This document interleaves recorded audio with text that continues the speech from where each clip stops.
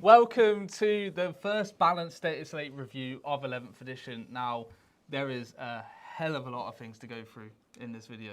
Yeah. We've been going tirelessly for a few hours just to try and figure out all the changes so we can review this for you. But Lee, are you ready for this? Not really. No? All right, well, there we go. There's optimism. Yeah, I'm excited. It spices things up again, I guess. Yes. But, There's definitely a lot of a lot of changes for a lot of factions. We're going to be going through every single individual faction in the game. We're going to look at the points changes and the rules changes in this video. Now, what we'll do as well at the end of this, we are going to timestamp this. So if you wanted to go and rewatch this again, you'll be able to go to your faction or a faction you're interested in and look at the exact changes there. Look, we may have to summarize some stuff as well because there is a lot of changes. So we'll summarize things that are like overarching rule changes, things that just clarifying. So a lot of these will be like clarifying changes that across the board. It's maybe were missed at the start as well, right? For sure, yeah. Like a lot of it's down to the deep strike, isn't it? And things that can come in within 9. Yeah. It's all changed to 8. A lot of the standard sort of restrictions. But we also have some core rules updates. We do have the what's it called? The tournament companion updates as well. Have changed, yeah. So we'll start with that. So we'll start with them first, and then we'll go through each faction alphabetically. We'll look at, as we said, the points and stuff. Just a preface as well. We are not experts in every single faction. We will obviously have an opinion on certain factions, and we'll try to give our most informed opinion in this video as best we can as well. Yeah, but that's where you guys come in. You know, if you play that faction and we might not necessarily be pros in it, we can have a debate, talk, opinions, and yeah, exciting. Isn't it? Let's just have. It's exciting. Let's just have a healthy discussion in the comments. Obviously, we can see the live chat. We do have Hector on chat. How you doing, bro? Very well, thank you. Very, very well. How are you guys doing? Yeah, excited just to get stuck into this. There's a lot to discuss. But yeah, also look, some factions, as I said, like we may not know certain factions to the fullest, so we're not going to give opinions on that because we don't want to just say something if we're not as informed as someone else might be. So. It will still cover everything. We'll cover all the changes, but you guys in the chat will do this together. This will be a team effort. It's a big one now. Yeah. It's a big one. But how are chat doing? How's everyone finding the slate? Have they had chance to look? Let us know. Let us know what your thoughts are, your initial thoughts of the balanced data slate, and what your thoughts are of your faction as well coming into 11th. Because we are starting to see some big events hit the scene. Some of the results have been coming in. We know some armies that are doing very, very well, others that are not doing very well. So that's pretty obvious, actually, isn't it? It's a pretty obvious statement. Some are doing well, some are doing not. Yeah, that's just what we can. That's a blanket statement. Hello, Ben. Hello. We've got the Ball. We've got Chris. We've got Lucario. Fields of gravy. Oh, gravy, mate. I'm starting to be fair. Yeah, you want some gravy? Yeah. Yeah. Just some pot of gravy. Let's talk about some Warhammer gravy. So, should we start off with the core rules update sector? Yes, we shall. Let us know when you're ready. Ready, it's up. All good? Oh, yeah. Okay, so the core rules, now there's not many changes here. There's certain things I would have expected to have been put on here, but nothing, they've clarified a couple of things here. Things that are kind of stuff that we would expect anyway, and kind of I think we were playing these sort of rules as this is intended here. Yeah, for sure. Yeah. But we'll go. This is more like for new players, just to iron out all of the fine little details. Isn't it, I guess? Exactly. Hector, on the audio on Rode, could you turn up our audio up very slightly, maybe by 1 or 2? Sure thing. Yeah, just do it on the app as I shown you earlier. Just up it up by 1 or 2. Will do. Okay, so we'll go through the core rules. So, Lee, what we've got here is modifying CP stratagem. If you ever have a way of making a stratagem cost 0 CP, it's now just blanket, it just... -1. -1 CP. Like reduces the cost of stratagem by 1. How it was halfway through 10th. Yes. But obviously with the new 11th, which is just keeping it in line with everything, right? Yeah. Stratagems that can be used more than once per phase. Parts of a rule that allow a player to use a stratagem even if they have targeted another unit with a stratagem in the same phase can only be used if the name of the stratagem is specified in the rule. So basically, if you have one that says you can use heroic intervention, even if someone else has already used it, you can only do that if it states the stratagem. Yeah, it's like on GSC with the Saboteur, you can use a grenade strat for free, even if it's already been used by someone else. By someone else, yeah. Yeah, yeah. So it states the name of the stratagem in that one. Stratagems that prevent units from being targeted. If it's stated that it was within 12, like you can't shoot me unless you're within 12, then basically it's been blanketed to 18, is how I'm reading that. It says if a stratagem has an effect that says the target can only be selected as target of ranged attacks if the attacking model is within 12 or cannot be targeted by ranged attacks unless the attacking model is within 12. The effect is changed to say can only be selected as the target of a ranged attack if the attacking model is within 18. So yeah, just blanket statement, basically. And then stratagems that add new units to your army. If a stratagem has the effect of adding a new unit to your army that is identical to your destroyed unit, add the following restrictions to that stratagem. Can only be used once per battle. Just a blanket ring. So that's literally the core rules that they've announced. Literally, as we said, just clarifying stuff that we all knew anyway, right? Yeah, okay. Well, that's the core rules. So, Hector, we need to look now at the tournament companion, don't we? Let's do that. So the event companion is currently on. The event companion, that's the one. I'm just getting it up myself. Now, there's actually some big changes on this one. Yeah. They've clarified one thing, which is the command points, generating command points. So you can't gain more than one extra command point outside of your standard command point allocation. Yeah. So obviously everyone already gets one command point at the start of your command each player's command phase. So I had to get my head around that. Yeah, but then you have characters that can give you an additional. Yeah, but then you can't then discard a card to gain as well. An additional, yeah. So if you've gained one, whether it be from a character or a leadership check, whatever it might be, that's cool. But you can't ever gain more than two, basically. Yeah, because you can't then gain one from discarding. Other ways of gaining it. Yeah, you're capped. There is a bunch of changes to layouts, but also there is an FAQ, which I'm going to go down to now. So if you scroll down a bit, Hector, there's the erratas and FAQs section.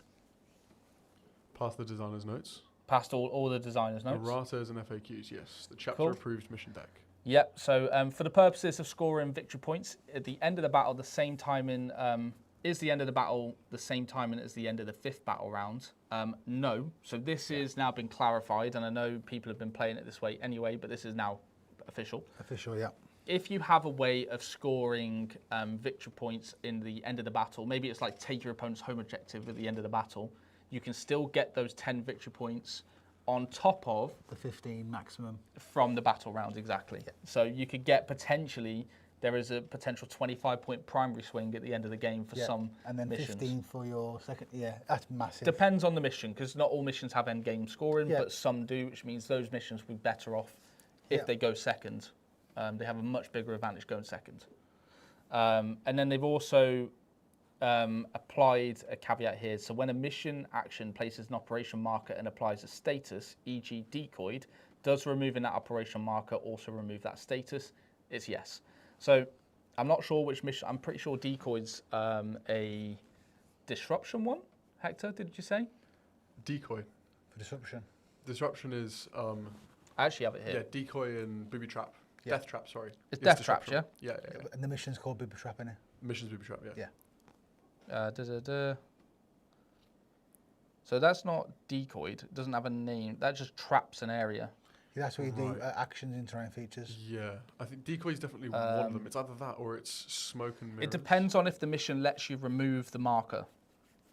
Is the thing here, right? It's not always, you always remove it. It depends on whether or not you are allowed to remove your opponent's marker. I think that's priority assets and disruption. Because some of them let you remove your opponent's markers to stop them getting extra points. Yeah. But that basically is saying that it removes the status as well as the marker being gone. So just double check your cards because there's loads of obviously primary missions. Okay, Lee, you ready? I'm ready. You ready for Let's do it. You ready for the Purge the Foe? Yeah. So Purge the Foe's changed. How has it changed, Lee? Layouts have changed, haven't they? Yeah. And now there's an additional, I believe, on all Purge the Foe missions. There's an additional objective. So we go from 5 to 6. Is that correct? That's right. Yeah. So the center objective splits now on every single mission for Purge the Foe. So Purge the Foe's now got 6 objectives in all his missions, which is it's interesting. I know that so Steve's actually away at the minute. So basically he's helped us with some of his thoughts. Yeah. And basically... Yes, Hector. Is this still in the chapter approved erratas? Whereabouts are we looking at? Sorry, mate. If you scroll down, you'll see all the layouts. If you go down to the Taken Hold and Purge the Foe one. Layout A. Yeah, layout A, yeah. Well, layout I suppose A. all of them, really. I believe, yeah, it's all three of the Taken Hold versus Purge the Foes have this change. So it's Taken Hold versus Purge the Foes now 6 objective mission. Purge versus Disruption is now 6 objectives as well. And then Disruption versus Recon has had a change where layout A and C, both central objectives, are in the opponent's territory, making smoke and mirrors and any battle round scoring for extra 2 points easier when they do the action on the objective. So yeah, Disruption has had a bit of a tough time. I like Disruption.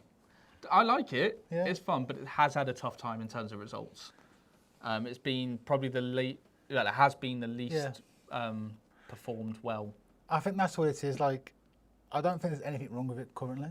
Like, I've had some greater success with it, but it's more so if you compare it to how easy Taken Hold is and Purged, then there's a problem, I guess. Yeah.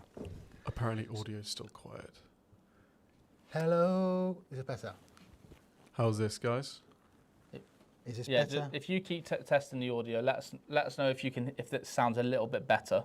How do you feel that the extra objective and the separation of the terrain features is going to change Purge versus Taken Hold? I think, well, Purge the Foe has been the most successful one so far. Yeah. Like it's been winning the most.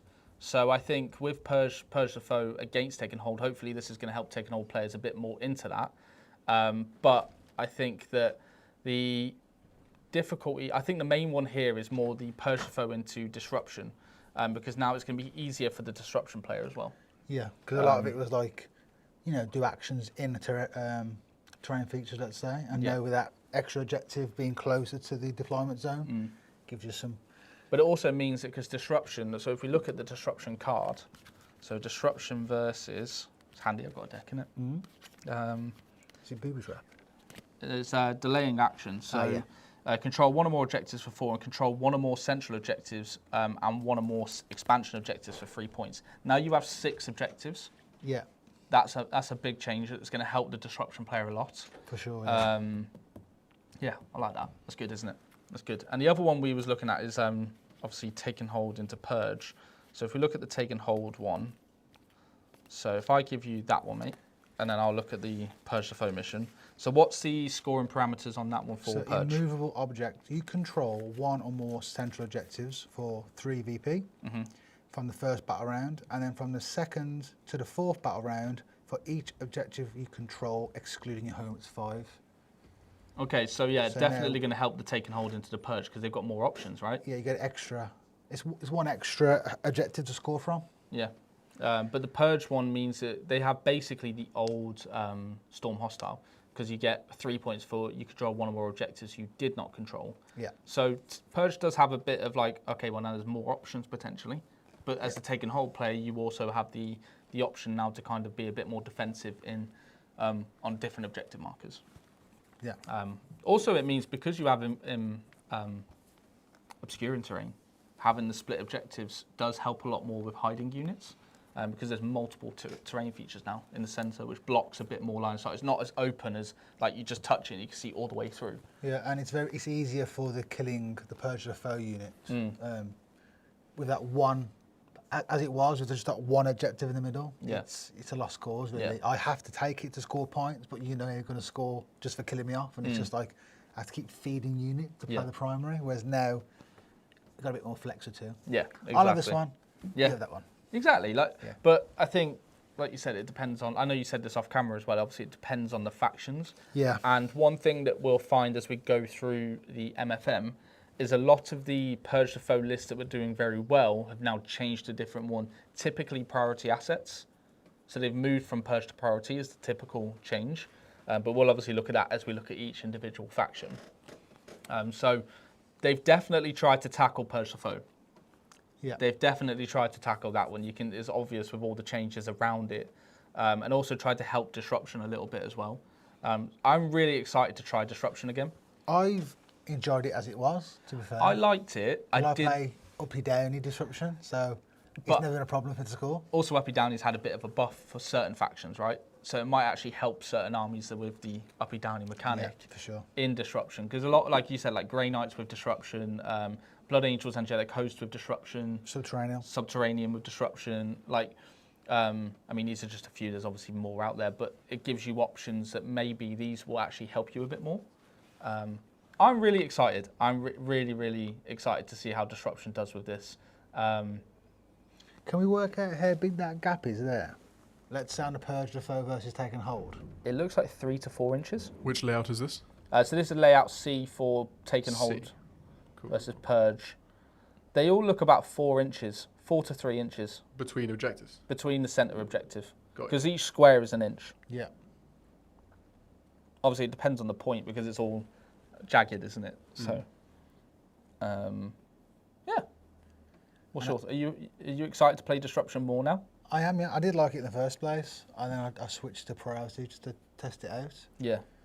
Because the only issue that I had with Grey Knights currently is their current points. So everything's expensive, and you need to take multiples to do damage, really, because they don't have a lot of unit choice. Yeah. So the issue I found with them is I'm sending out expensive units like strike units or Inceptors to do an action just to lose it. But now, hopefully, obviously, we've got into the Purge. You now have the 6, and into the Disruption as well. The way that they've changed. I know one of the maps, I believe Hector. It's if we go down to, it's gonna be a nightmare to try and find this one. It's so many, the Disruption versus Recon. Oh yeah, it's about 2/3 of the way down. Thanks. Try and find it. Nope. These. There we go. Disruption, Recon.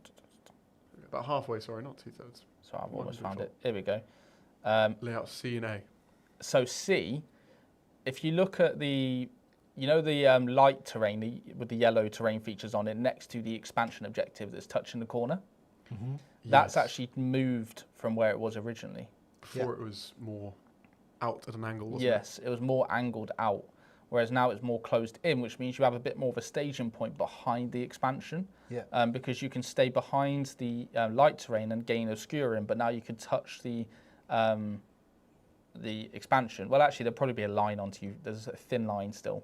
Yeah, but it's not as... It's not as blaringly obvious as it was from that point, right? Basically gives you an extra turn before you get melted. Yes. It's a nice staging point for combat armies as well, especially on search. Yeah. It means you have a point that you can access your opponent's deployment zone from there as well. So it does mean... like, hang on, 1, 2, well, from that point there... From here to here, because if you got the speed, you could come here, go there and stage, and then it's forcing your opponent then to... You're moving from one staging point to the next, because the first staging point you'd have would be the dense feature and the light, obviously just behind that, closer to your deployment, and if we're the red deployment, and then your next turn, you're literally moving into that point. You basically got good staging points, right? No, for sure. Which is good. It's very good. There is a comment here from DV UK saying Disruption needed help, but considering how Orks make a mockery of scoring on Taken Hold, and not sure Taken Hold needed help. No, I think Taken Hold is very slightly just behind Purge in terms of its power and how easy it is to score. So I agree. I don't think Taken Hold needs buffs. No, it depends. Again, it's down to the list as well. If you've got loads of bodies and loads of OC, or as we know, the Norn list going around at the moment. Yes, Norns. I played in a tournament a couple of weeks ago. I was on Grey Knights. It was Disruption versus Taken Hold. I basically tabled my opponent, and he still scored like 45, 50 points in his last round. Yeah. And I won by like 3 points. But if you saw the table and you see the points from round 3 and 4, I was way ahead. So it's so easy on Taken Hold, and especially if you pair that up with the cards and just go, right, okay, Centigram, Beacon, Norn, thank you. Yeah. Well, this is it, right? I think so. Seeing how Purge has had some big changes, 6 objectives on every mission, just expect that. But also seeing how Disruption has had a bit of a buff is nice. The cap on CP limit and how much you can gain, and then also clarifications on endgame scoring and also the scoring. I want to throw something out there now. Go on. And I let the chat like destroy me, potentially. They just stand away. I'm going to say what I like about this new edition with the changes to primary and everyone's doing their own different thing.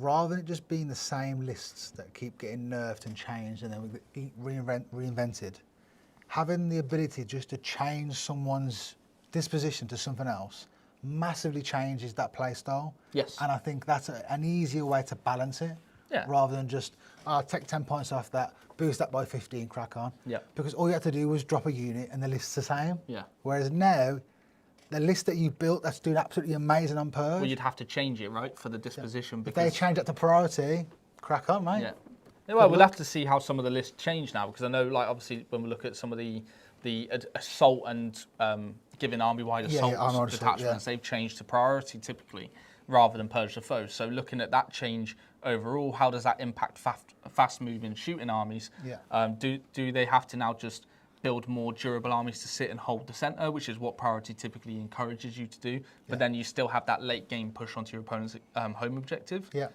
But yeah, it's a good change in terms of this, and I do like the fact that you said, like, being able to change dispositions to balance things. So okay, well, that is the changes to the tournament companion and the core rules. Hector, let's look at the MFM now. Oh, so we get spicy now. So we've got Adepta Sororitas first. Adepta Sororitas up first. Yeah. Now, if we're looking at this document, Hector, if you just scroll down on this slightly and just showcase the greens on here. A lot of greens, yeah. Oh, wow, yes, there is a lot. That doesn't reflect the changes to the faction, I don't think. No. Because we do have the faction pack, which also has had big changes.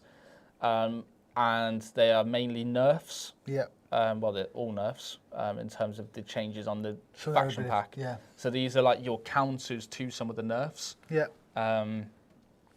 But if we look at some of the decreases, we've got Dominions down 10. What else have we got, Lee, points-wise? We have got the Itranza Phrase down 15. Okay. Steve likes her, actually. I know Steve was running her quite a bit. Yeah, it's nice to see characters coming down that we don't really see unless you're building a niche list. We've got the Repentia Squad down 5 for 5 and 20 for 10. Okay. That's big. We've got the Seraphim Squad. They are down 10 for 5 and also 10 for 10. So they go to 75 points or 150. Your second unit costs go a slight increase, but still down by 10. So if you have a second unit, rather than costing 75 for 5, it'll cost you 85, and the second unit of 10 will cost you 160, which I think is fair. For Seraphim? For Seraphim, yeah. This third unit costs more. Third unit and second? That's the standard points, right? Oh, sorry, no, first and second is increased by 10. But the third ones, ones have gone down. Yeah, and then you've got the Seraphim. Your first and second unit is down by 5, and then the 10 is down by 10 points, so they're 75 for 5 or 150, and then your third unit costs, they go up by 10. Okay, so there's quite a few changes in terms of points then going down. Morven obviously going up as well, and Sacrosanct for the third unit going up. Yeah.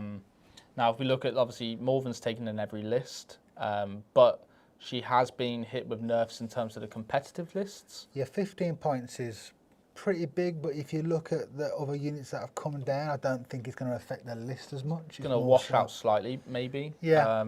I think Seraphim and Zephyrim coming down is a good thing, because they shouldn't be on the same cost as Assault Intercessors with jump packs. They shouldn't be on that cost. Arguably, JPI. T3, 1 wound. Yeah, JPI arguably a bit too cheap for standard Marines anyway. But I do think that it's good that they've come down. But let's take a look at the more pressing thing here, because it's not all roses for sisters, because Army of Faith has hit some changes. So the Light of the Emperor stratagem is now 2 CP. This is the ignore modifiers. One you can either put on a unit or an aura from a jump pack unit. That's 2 CP now. And then Blinding Radiance, which is the same sort of concept. So one unit gets it, or an aura from a jump pack unit. It only affects infantry units. That's good. Adepta Sororitas infantry units. Yeah, I think it's a fair change, because it was ridiculously powerful. It gives -1 to hit. Yeah, so it's an aura -1 to hit, which would stack with cover. I'm at the ignore mods. Oh yeah, the ignore mods is. I think both of these, Army of Faith is obviously a very strong detachment. It is a strong one, but it's positive for the infantry one going down to 1 CP. Yeah. Changing to just infantry. For the general thing, I think this is a general change that GW have done. Is typically when they've saw -1 to hit, they've tried to reduce that and put it to Cover. Because of the benefits of cover. They don't want it stacking as much. Yeah. But I actually think that maybe the 2 CP strat for Light of the Emperor could have been 1. It didn't need to change too much. The ignore mods is very strong, obviously, but... Yeah, do they have a way to reduce a strat with the... They can gain CP from Junif. Yeah. But Junif has also had a change. Yeah. So Junif now gives stealth and -1 to hit in melee. Now this again is a blanket change for pretty much everyone who gave out that -1 to hit ability has now become stealth, which is the benefits of cover. So -1 ballistic skill against shooting attacks. Yeah. And -1 to hit in melee, Yeah. not in shooting. It just means that you can't have Marines shooting, hitting on 5s that are in cover. Yeah, it's a weird one though. I think the problem here, I think, is less the stacking, but more. Obviously, I think that this is it's a good change in terms of overall, but I think at the same time they need to impact more of the ignores cover. Yeah. Because ignores cover is literally littered everywhere. Yeah. And there are some armies that can't tap into it that struggle. So, and then there are armies that can just have it in abundance, like Grey Knights, Tyranids. Yeah. So like now this -1 to hit, basically you get no benefits against shooting armies that have ignores cover. Yeah. And I think sometimes like the stacking is something to be wary of, but it still is also a negative in terms of like the real problem really is ignores cover, I feel. Yeah. Being everywhere. Yeah. It's either ignores cover or you've also got psychic. Yeah, it's basically ignore. Basically mods, yeah. ignore mods. Yeah. Yes, Hector. Steve's in chat. Oh, hello, Steve. Hey. He's saying, unfortunately, I won't be able to play. Oh, I won't be playing Army of Faith any longer. Yeah, it's definitely taken some nerfs. Steve's list in particular has definitely been hit. Yeah, because he likes his bubbles, doesn't he? He loves his auras bubbles, and but he won't be bubbling as much. How? I'm glad. I bet you're happy after your games against him. Yeah. But yeah, agreed with what Steve said. Ignores cover needs to be hit harder rather than reducing the -1 to hits, because I think -1 to hit and wounds and stuff are fine in doses. You can tap into like rerolls. Loads of armies have rerolls, so even though you're on 4s, you can reroll a 1 or Oath gets you full. That's fine, but if ignores cover, there's no way to stop that. Don't you think this is funny though? That, like, look at the discussions we're having here. Like, I just think cover needs to go back to minus AP. minus save, armor save. Yeah, well, Reduce armor save by 1 because we didn't have this issue as much. And I think now we've got problems like Guard, for instance, that potentially if they get hit by a -2 in terms of the ballistic skill and hit roll, that's devastating for that army. Yeah, because it used to be, if you had a flamer which ignores cover, but your model was in cover, and most flamers, like, it's like AP1, negates the AP and you're okay, whereas now... Well, let's also think about this though as well, like the top armies in the game are T-Suns, Tau, you've also got, oh my mind's gone blank now. Orks as well. Tyranids? Tyranids weren't performing as high as you'd expect them to be. I stopped playing them. That was good, Lee came off them, so that's why we weren't seeing them as the much. win rates are dropped, mate. Salamanders, Space Marines. Yeah. Like, these armies all basically ignore all the negatives of cover and terrain. Massive thing they have in cover, common is they all ignore cover. So it's like it's a shame, but I think Sisters got hit harder than probably they needed to, because it's not like they were winning super majors left, right, and centre and a massive problem army. But I do also think that it's probably fair if we weren't looking at this in comparison to win rates and stuff, right? But yeah, okay. And also a few other changes here. The characters. So they've changed this strat now, the Divine Intervention strat from Hallowed Martyrs. Basically, when the character dies and you use the stratagem to revive them, they become a new unit with a starting strength of 1 and not part of the old unit. So they remove themselves from the attached unit and become a separate. Yeah, pros and cons to that.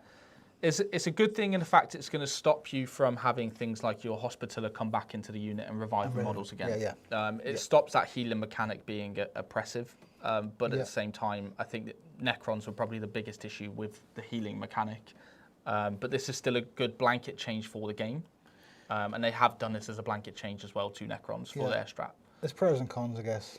Because like I said, if someone comes and snipes at your character with precision, and then you bring that character back, yes, you might lose that unit's ability, but now you gain a cheap scoring You've got a scoring unit piece. that So you can just be annoying with. True. So it's one of them. One other clarification as well in the FAQs is Miracle Dice. Basically, when you use a Miracle Dice, you do it before you make the roll. So you basically, if you're going to do a hit roll and you want to put Miracle Dice in, you put it in before you do it. But obviously, once you've designated your attack sequence, you go, here's a 6 on that one. Yeah. Or on the...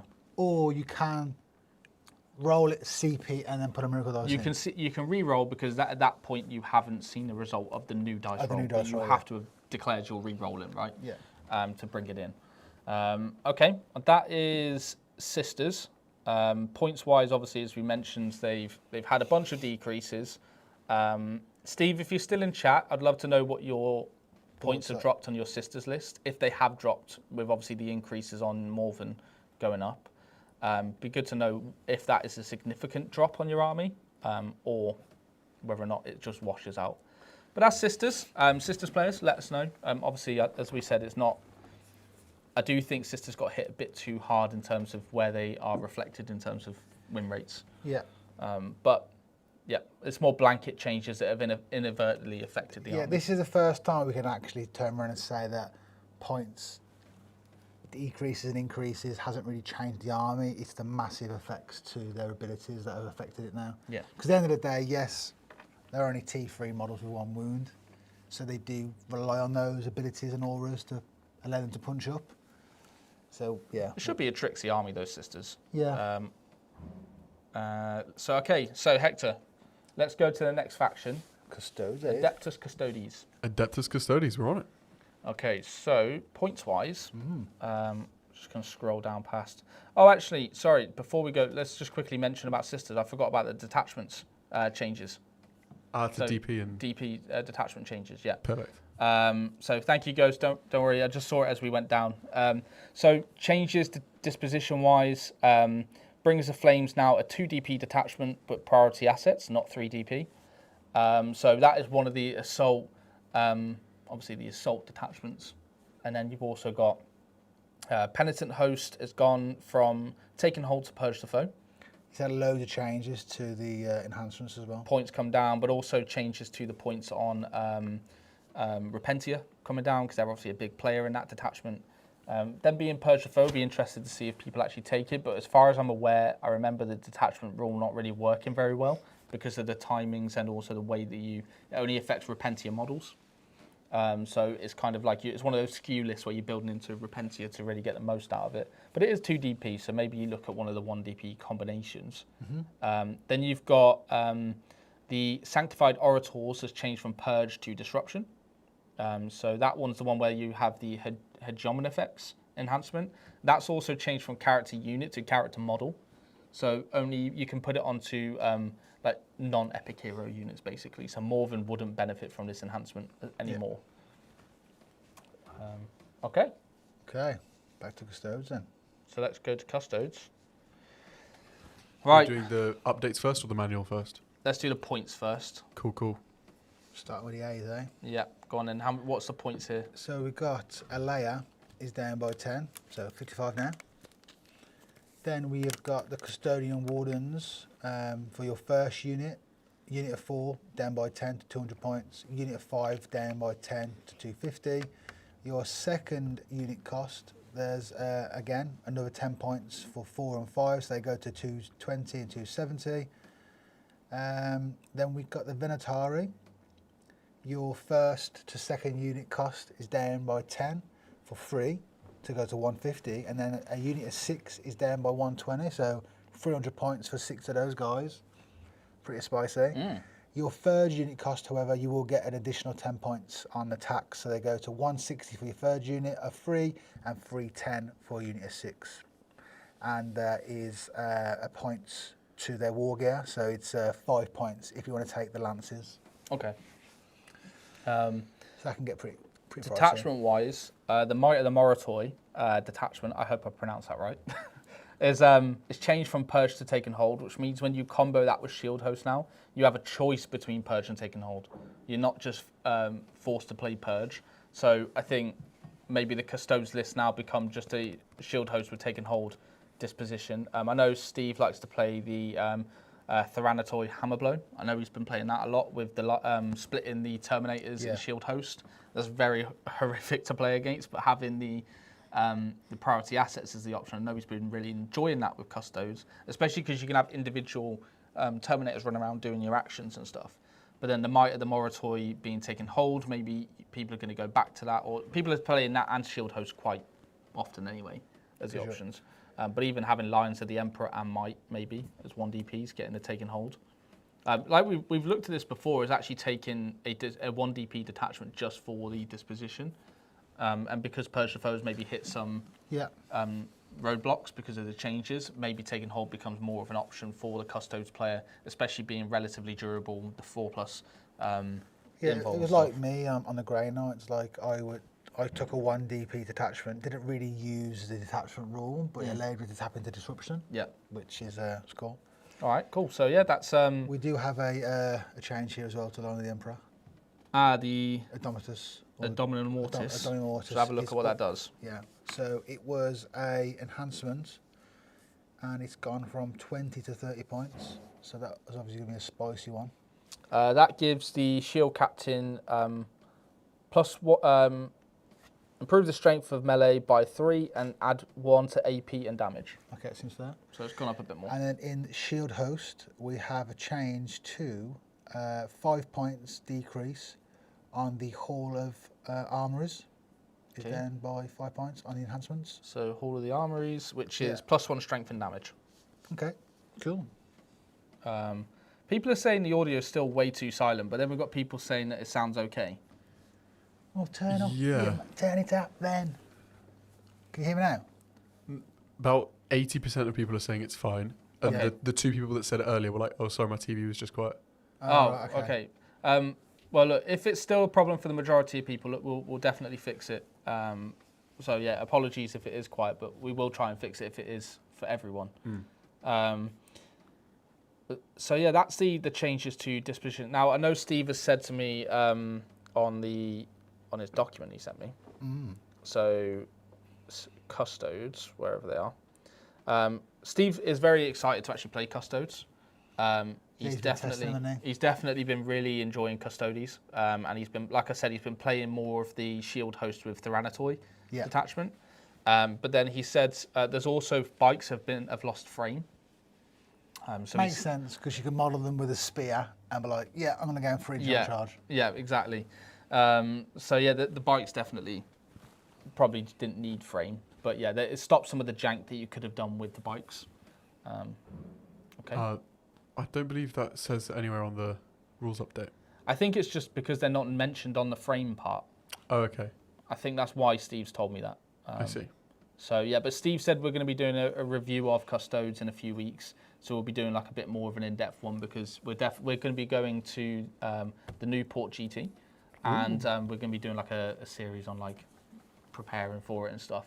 And he wants to take his Custodes to that, I think. When's that Newport GT? Beginning of August, I think. I want to play.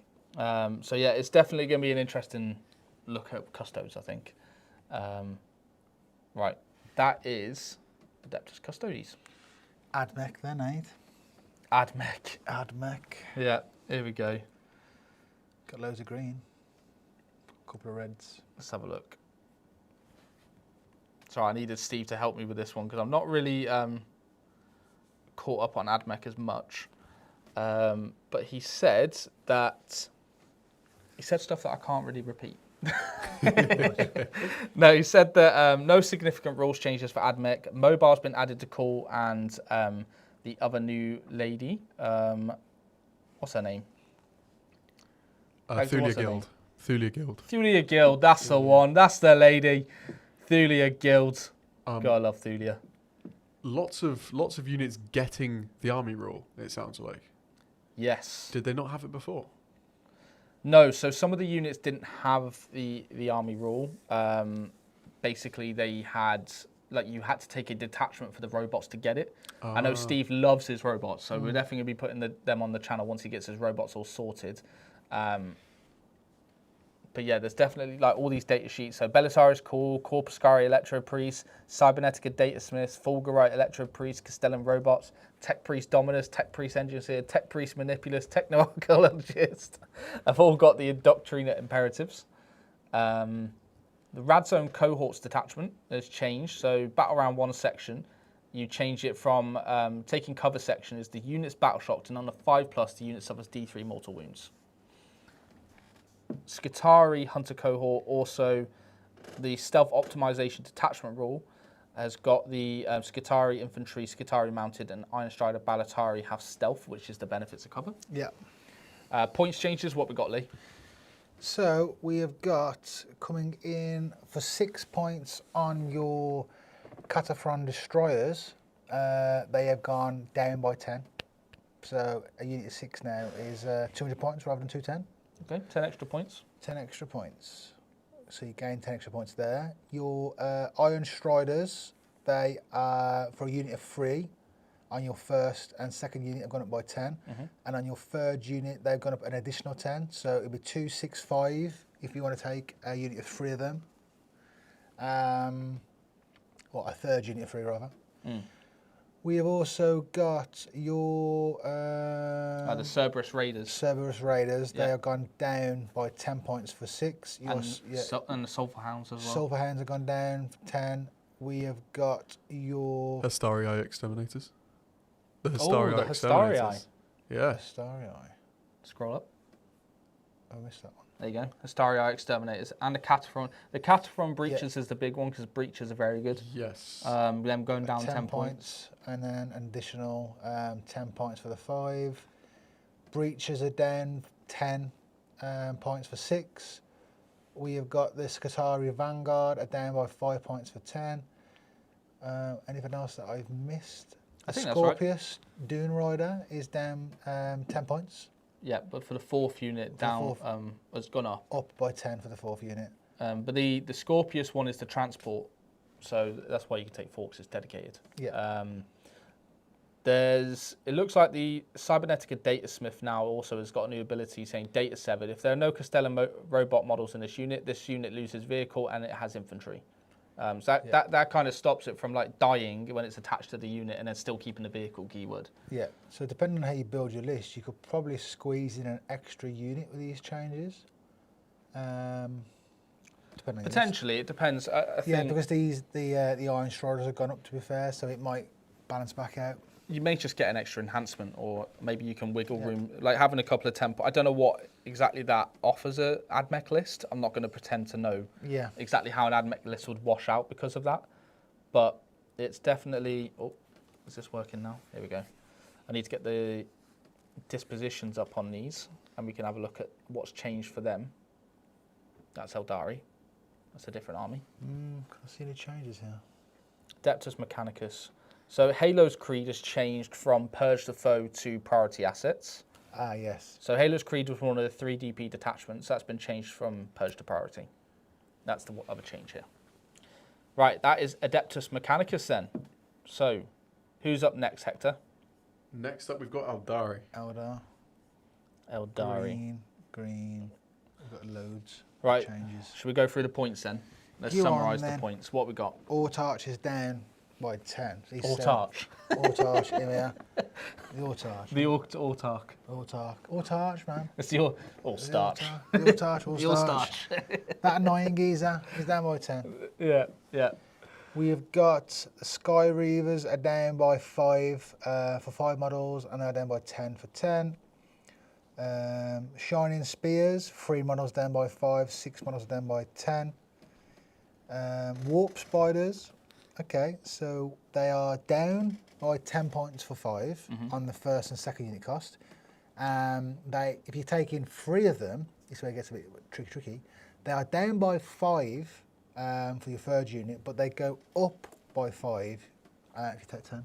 It's weird that, because I mean, I think Aeldari weren't exactly performing very well anyway, so they needed a bit of they got hit very hard because I think Aeldari have been one of those factions that have notoriously been a very powerful faction at times throughout 10th edition, and kind of people have been, or maybe GW have been apprehensive of buffing Aeldari coming into 11th. Yeah. I've never really seen anyone run a 10-man unit. It's always 5s, isn't it? But I can see, with the changes to cover, I can see a play for maybe a 10-man unit. Yeah, yeah. Okay, so going back up, we have got Shroud Runners are down 5 points for 3.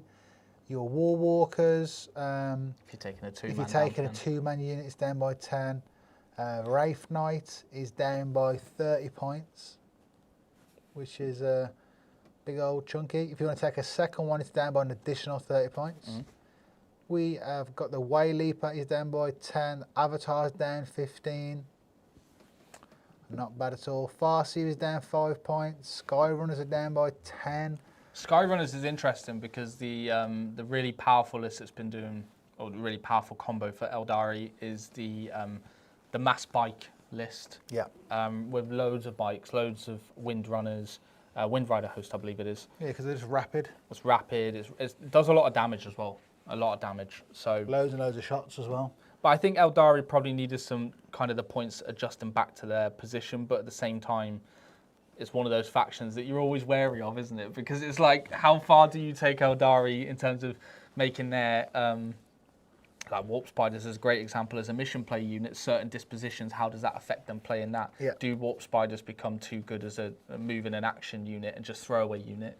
You've got to kind of keep that balance, but at the same time, Aeldari still should feel like a very tricksy army. Yeah, you can still got loads of tricks. You've also got the Corsair Void Scarred down, 5 models by 10 and 10 by 20 for 10. But like, if you look at old school temp, there's always that massive threat with the Eldar, and if they get on terraform, let's say, they could leap over, terraform your home field if you're not lucky, if you're not smart enough to screen out, and they can do you. But with these units, with the Warp Spiders and that, if you play them in certain matchups, I don't mind throwing away a 5-man unit to go and score something that I'm not normally allowed to get to, like in your opponent's territory. There's 5 points there. It's easy, isn't it? It's easy scoring when you have units that can just do the speed that Aeldari have. And how many units you can get as well. Look at Drukhari on reconnaissance. Look at like Reaver jet bikes just being able to move like 20 odd inches and just go, there you go, there's 3 points. Not number 3, but 3 as in like it's no cost to it. It's very simple to do. Sometimes you come against a matchup and be like, okay, I can't kill you, so I'm just going to score. But Aeldari should be a damaging army, not a cheap scoring army. They should be an army that's really heavy on damage. But there are some changes in terms of rules as well. Data sheet, so that a bunch of vehicles have been given frames. So you've got D-Cannons, Falcons, Farseer, Skyrunners, Fire Prism, Night Spinner, Shadow Weavers, Shining Spears, Shroud Runners, Sky Weavers, Star Weavers, Vibro Cannons, Void Weavers, Warlock Sky. It doesn't end. Wave Serpent, Wind Rider, Ynnari Raider, Ynnari Reavers, and Ynnari Venoms. The Wind Riders and Warlock Skyrunners did go up though. They've gone up by 10 points, so that's also something to mention. I've just saw a comment about that. Yeah. Also in the Harlequins as well, we have got the Death Jesters down by 10, the Shadow Series down by 10, Sky Weavers for 2 down by 10 and 24, a unit of 4. We have got a 10 points increase on the decrease on the Star Weaver, and your 4th unit will be an additional 10 points.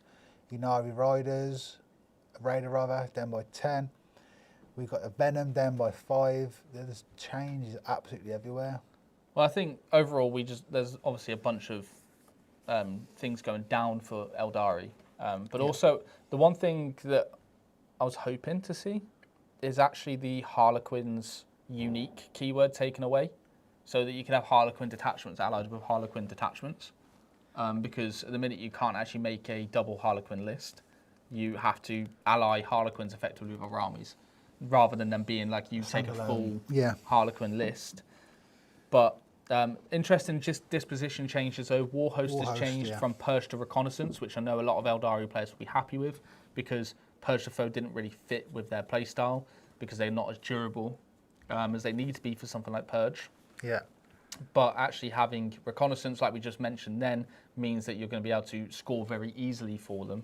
Yeah, Purge has always been quite rough for Eldar, because yes, they can kill quite easy, but they fold on the clapback, because they're only T3 models. Exactly. The Eldritch Raiders, the 2DP Advance and Charge detachments, now Purge the Foe rather than Disruption. So they're the two disposition changes for Aeldari. Overall, I think, what do you think, Aeldari players? Let us know, because I think that this is positive for the faction. Is it enough, though, to make Aeldari the ultimate competitive giant that it has been? Well, we don't want it to go back to its kind of oppressive days, but they should still feel like they do a bit of damage, and I think they got nerfed very heavily from previous iterations, right?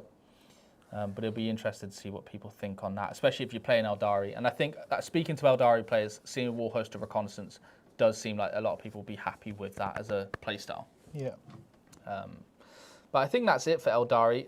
I think also Skyweavers as well, Harlequin Skyweavers. They've changed. They've gone to their, instead of the -1 to hit, is stealth and -1 to hit in combat. So they've had that blanket change. We've seen that a lot now. Yeah. Anything that's got -1 to hit is going into. They gain cover. Just so you guys know, what we're looking at here is the Munitorumfieldmanual Field Manual. What I'll do is, whilst Lee's looking at the next points of the next faction, I'll add it to the description for you so you can quickly get the link and download it yourselves. But that's Aeldari.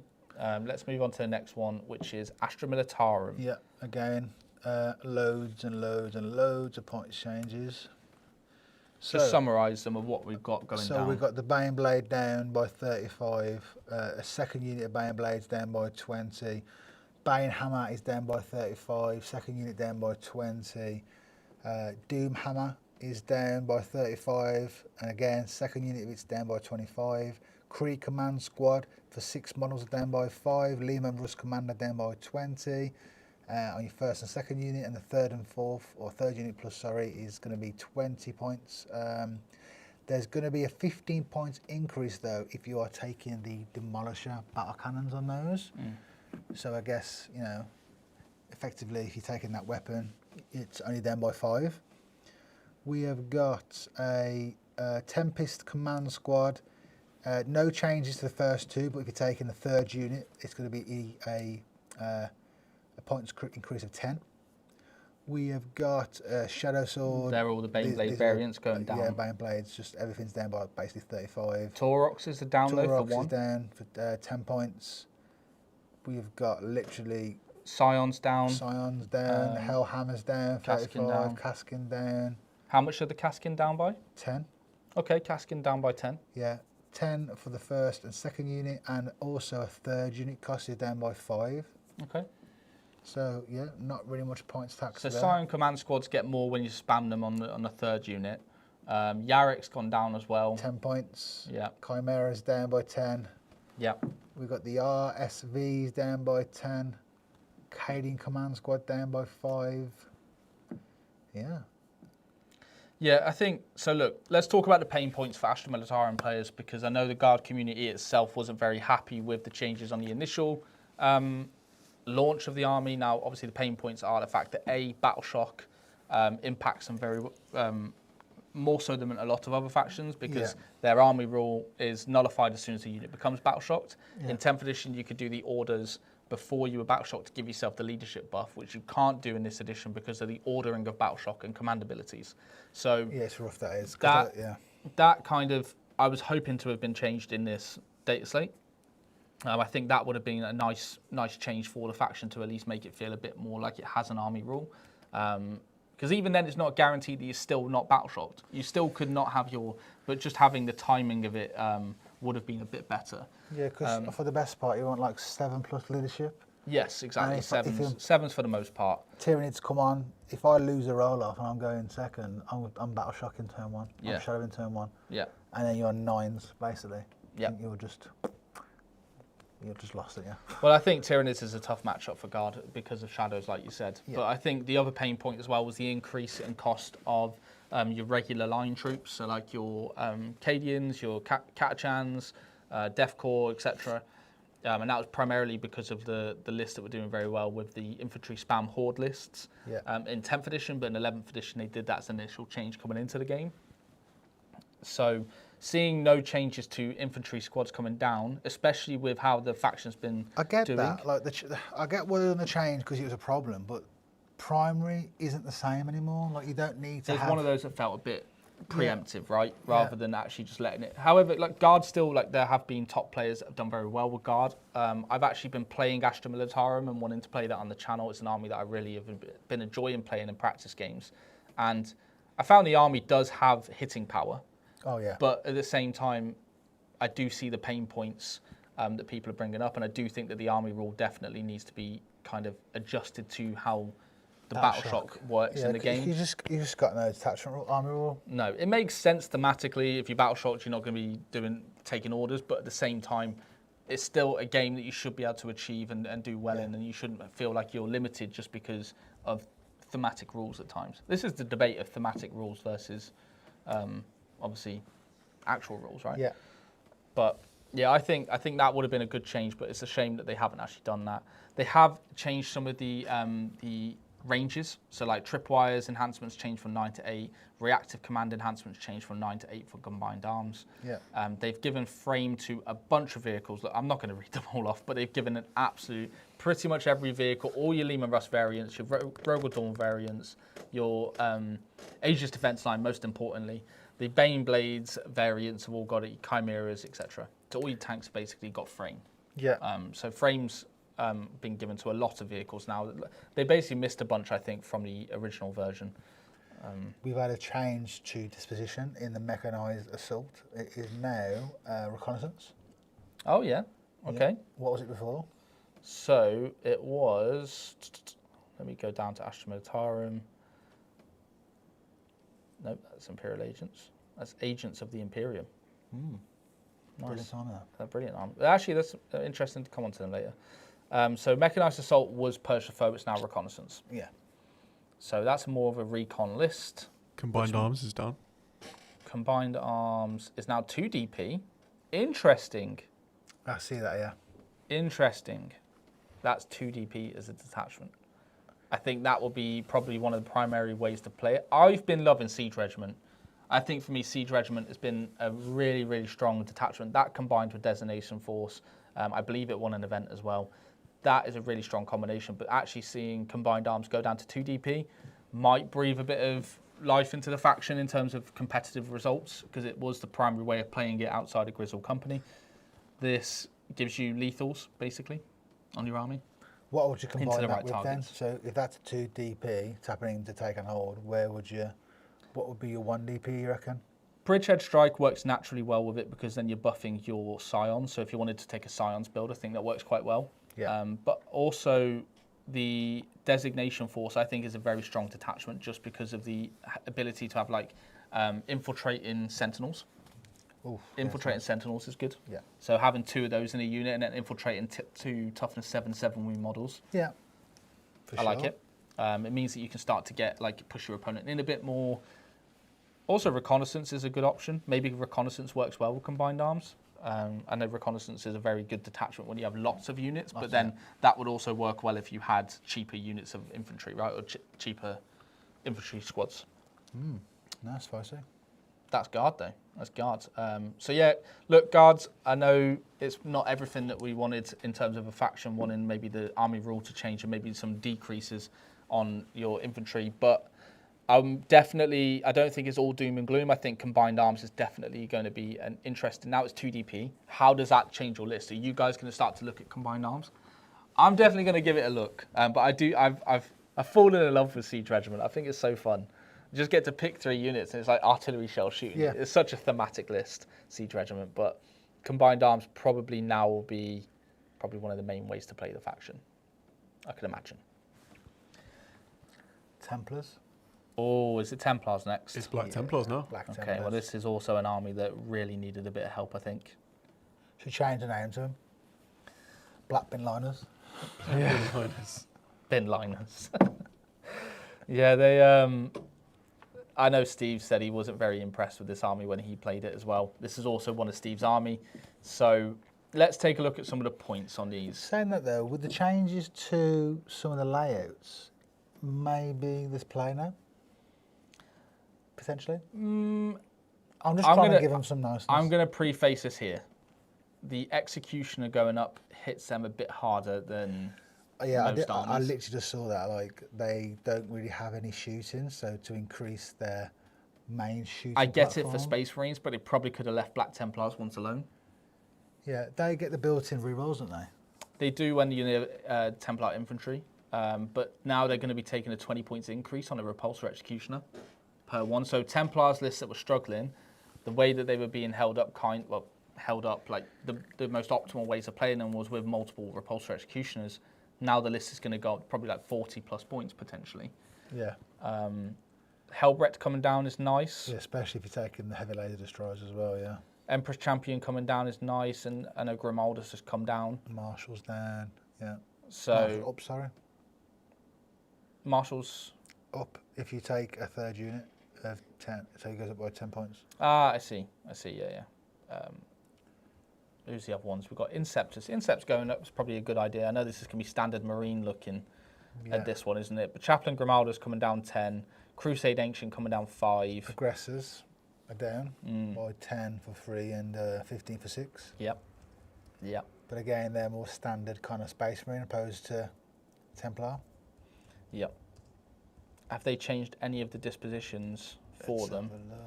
So, Living Miracles changed from Purge to Disruption.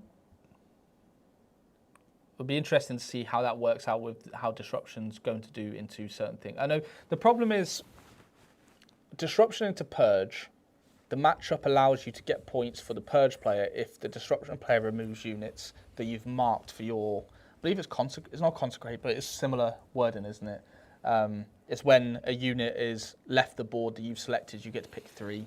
And if they've killed or were on an objective, you can pick them. And then if your opponent remove them from the battlefield, that's killing them, getting into a transport or uppy downy, then you just get 5 points. It's great into like Grey Knights or Subterranean Assault. But Black Templars don't really have the uppy downy mechanic as such. You could get it with Inceptors. Oh no, you couldn't actually, tell a lie. But you could get it with Scouts. Yeah, Scouts, yeah. But no one's really going to like But no one's really going to do that, yeah. So, yeah, Disruption might be a decent option for them. Yeah, we get to talk about it briefly now because we've not quite touched on any Space Marine detachments, but an increase to the Learn-Up Lieutenant again. To 95 points. Thoughts on that?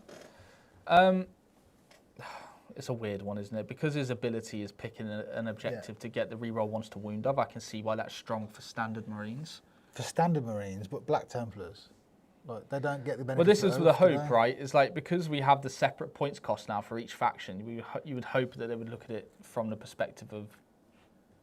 But then I guess Repulsor Executions is still a thing for them, so reroll all hits and reroll ones to wound is still good. Yeah. But there's some armies out there where the Learn-Up Lieutenant now was a staple piece. Blue Angels, for example, with the enhancement to stand back up. What's he going to be in? Like 125, 120, something stupid? Would you pay that for that? No.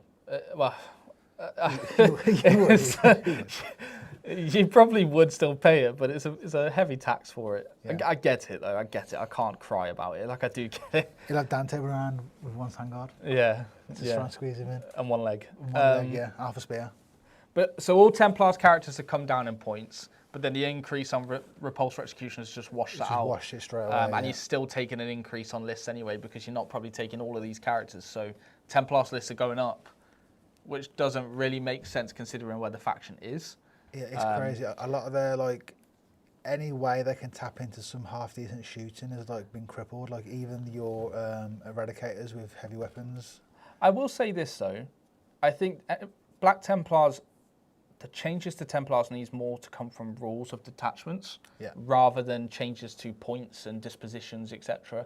Because I think that data sheets, you have some very strong data sheets, but it's just the detachments that don't really feel the best. However, we have had some disposition changes. One of them being Godhammer's now Purge the Foe instead of Disruption. So you can have your Godhammer detachment with Purge the Foe. Yeah.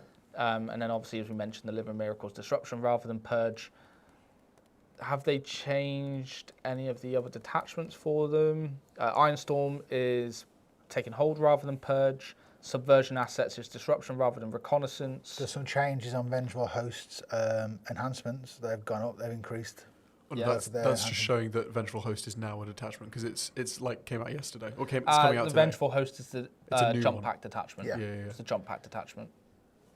Ironstall Spearhead, the flesh is weak, has doubled in points. Yeah, gone up by 10 points, yeah. Okay.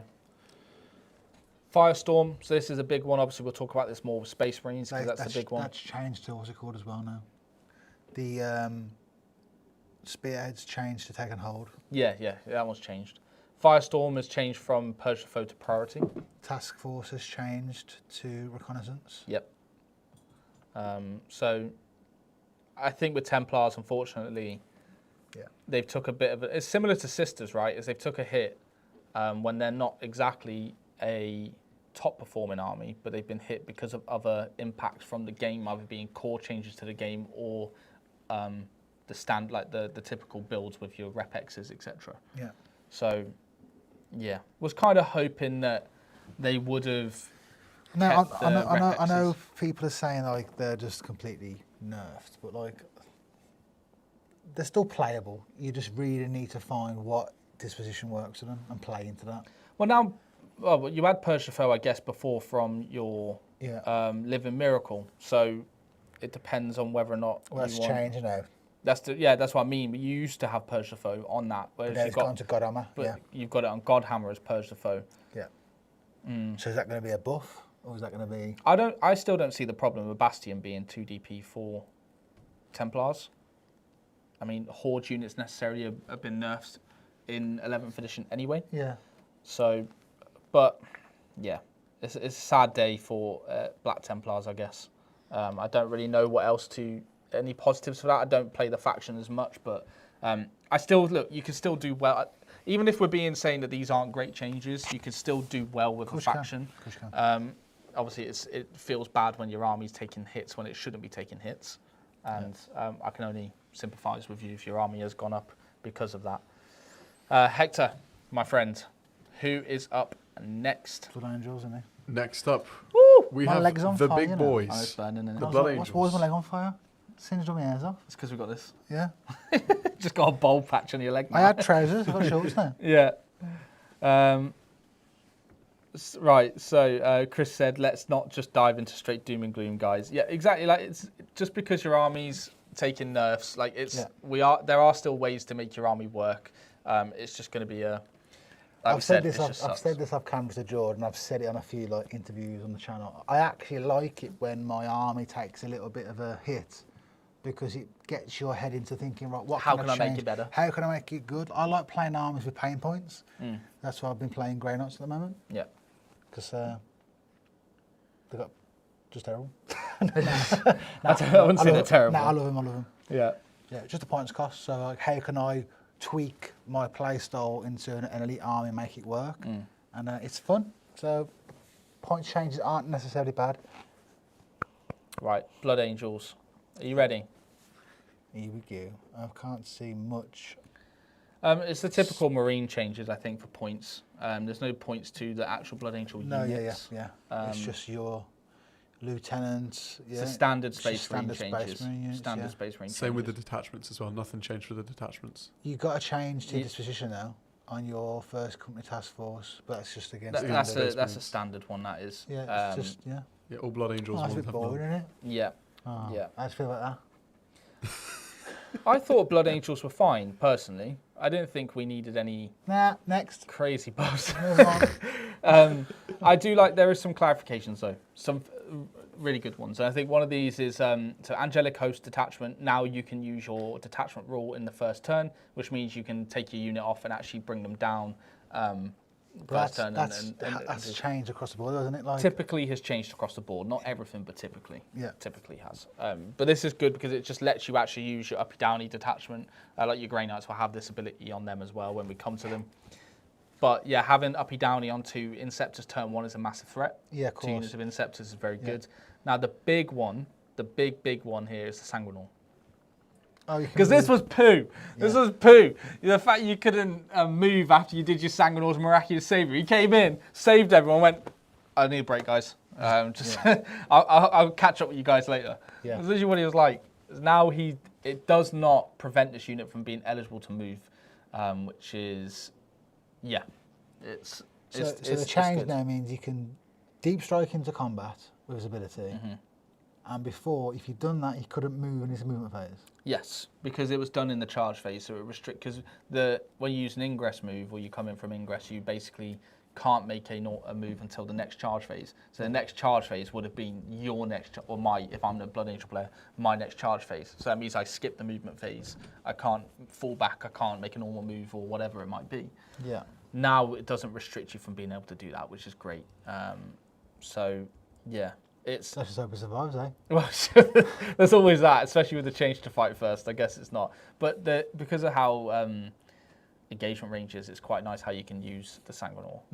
But yeah, the one thing I would rather have been clarified is actually the Blood Angel's character unit. Now I'm pretty sure it does work this way because when you've got the Legacy of Grace detachment, right, it benefits Blood Angel's characters units, which would mean people are assuming it means that only Lamatis, Astaroth, Dante, even though Dante is excluded, the Blood Angel characters, not Captain with Jump Pack. But if Captain with Jump Pack joins Sanguinary Guard, him gaining the benefit, I'm pretty sure that's how it's intended, is the Captain with Jump Pack does gain that, and does mean that unit then gains the benefit of Legacy of Grace. But it's one of those I was hoping that they would have actually clarified in this, but they haven't. So they haven't actually done that. Well, no news is good news, Jord. So crack on for now. That's all. Crack on, just keep playing. Just keep playing Don't until stop. someone says otherwise. Yeah, don't stop. In terms of units, the other thing to mention is Vanguard Vets. They now have the Armageddon box data sheet change. So they now have the AP2 2 damage weapons. That's good. Yeah. That's really good.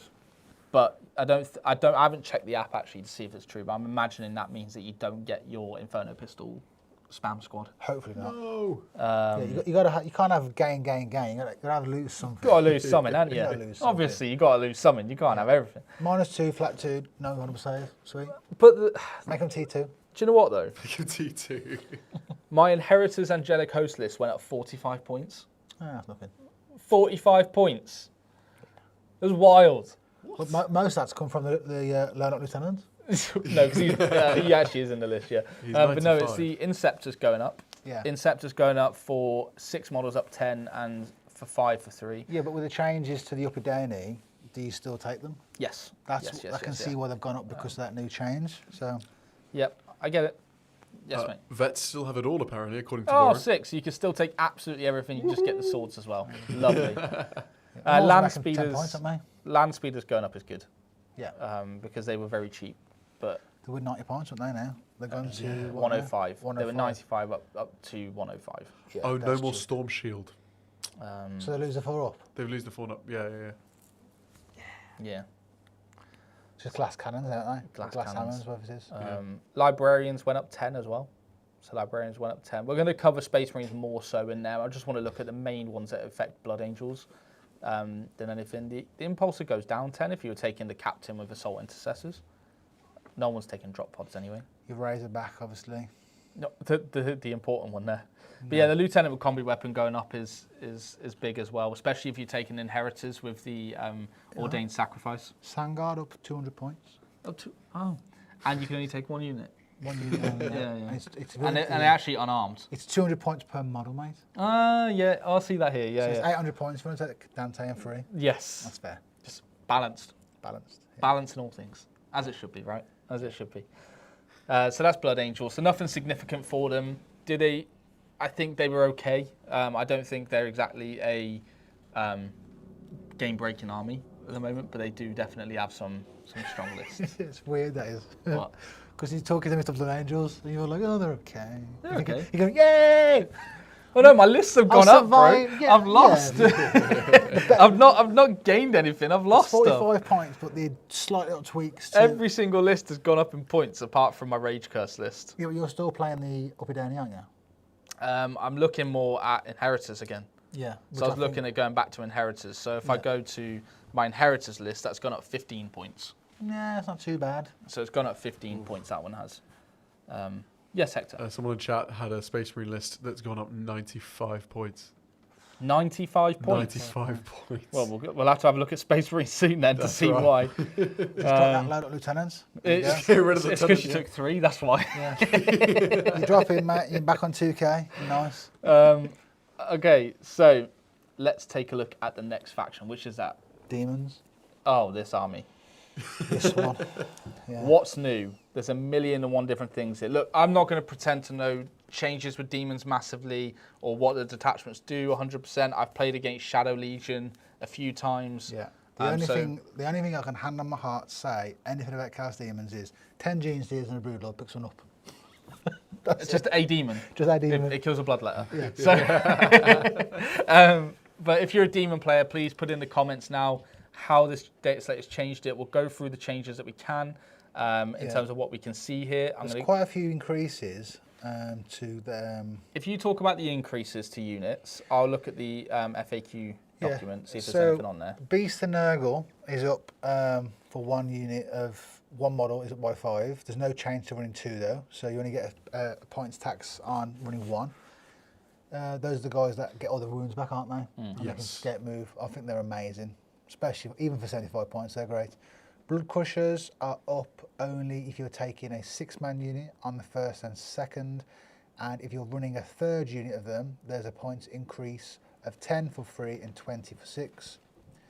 We have got the Flux Master is down by 10 points, so he's now 70. Nice. We have got Lord of Change is down, he's up by 20 for 1 and 2, and the 3rd unit is going to be 25. So if you're running 3 of them, the 3rd one's going to cost you 340. Oof. Kairos is up by 10. So I will say this, Kairos and a Lord of Change felt, well, more so the Lord of Change felt very impressive. In that one detachment was just rough, wasn't it? Well, no, not even that, just in general, because it's got Psychic now. Well, not now, it always had Psychic. Obviously, naturally it's going to have Psychic. Yeah. But because it's a Psychic monster and with the damage output it has, I played against this and it just literally looked at any of my units and went, dead. It was. That's what happens with T2 models though, George. True, it was Gretchen. But the thing is as well, I get that, and I'm just trying to be like devil's advocate here, and trying to be like, no, pro-demon. They've also lost the ability of the indirect That's only Kairos. Yes, so... Oh, you mean from their detachment? Yeah, so what I'm saying is on that detachment, he's taken a nerf with the indirect, and now he's gone up again on points. So it's like... I do think it's justified though. I think that these two in particular are horrific to play into. Yeah. They are a problem in terms, not broke, but like they are very, very powerful. And I think you were looking at probably taking a Lord of Change or 2 in most like Shadow Legion lists. Yeah, I personally feel that these 2 changes on these characters in particular is more so a reflection of T-Sons than it would be for... Well, T-Sons weren't taking this. So T-Sons couldn't take this unless they took that one. So T-Sons would take the T-Son problem more comes from the Sector robots and the Terminators. More so the robots, because the robots get Psychic in their detachment. Yeah. So and then they get the +1 to wound, +1 to hit. They ignore mods because they're psychic weapons. Yeah. And you could infiltrate them. So they were more of they were spamming the maximum with them, Sector robots, and this one is. Which is funny because you never really saw them in 10th, did you really? No, it's because they got a 1 DP detachment that made them good. That's why. We've got Shalaxi Hellbane is down 25. We have got, and that's pretty much it. I think that's the points, isn't it? It's not. I can't see any FAQ changes. No FAQ changes to me on here. All. There's a change to Lords of the Warp. Their disposition is now taken hold. So, what was it before? Let's have a look. So. Sorry, I think it was Purge before. A 1 DPR. Yeah, I think so. If I remember correctly. A document I've been given isn't in alphabetical order, so... Yeah. So Lords of the Warp has changed to... Oh, Reconnaissance, I believe. It'd be Legiones Demonica, won't it? Yes. Yep. And there's also... Here we go. So you've got Lords of the Warp was Purge of the Foe and is now taken hold. There you go, that's one. So Lords of the Warp was, let's get the information right on this one. So Lords of the Warp, Chaos Demons, index, Lords of the Warp, 1 DP. So that was character models get +1 leadership and OC, which obviously works very well with the army rule.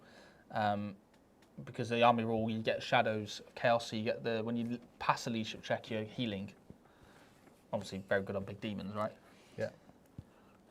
Unless it's excluding monsters, so that does ignore that one. But never mind, try again. But it does work on your battle line units. Yeah. Bringing back models there, getting better leadership, I guess. But that's gone to taking hold rather than purge. So they get +1 leadership and +1 OC, so? +1 OC. So that now plays really nice to take an hold, having some plague bearers OC free. No, it's models. Character models, just not the model the itself. But the stratagems and enhancements are pretty good. Or enhancement is pretty good. That's why it's usually been taken. Yeah. We do have a change to the chickens again on the scintillating Legion. They had some pretty hefty nerfs to their enhancements. So an increase of 5 points on the Inescapable Eye. That's the one. That's the one. That's 2 eyes, actually. Yeah. I found it. It's not escapable. I got 4 eyes, haven't I? Infernal Puppeteer went down 5 and Neverblade went up 5. Neverblade, yeah. Which is strange, I think, because I feel like Infernal Puppeteer was the strongest of the 4. I tell you what, I have seen a few lists here for Plague Legion.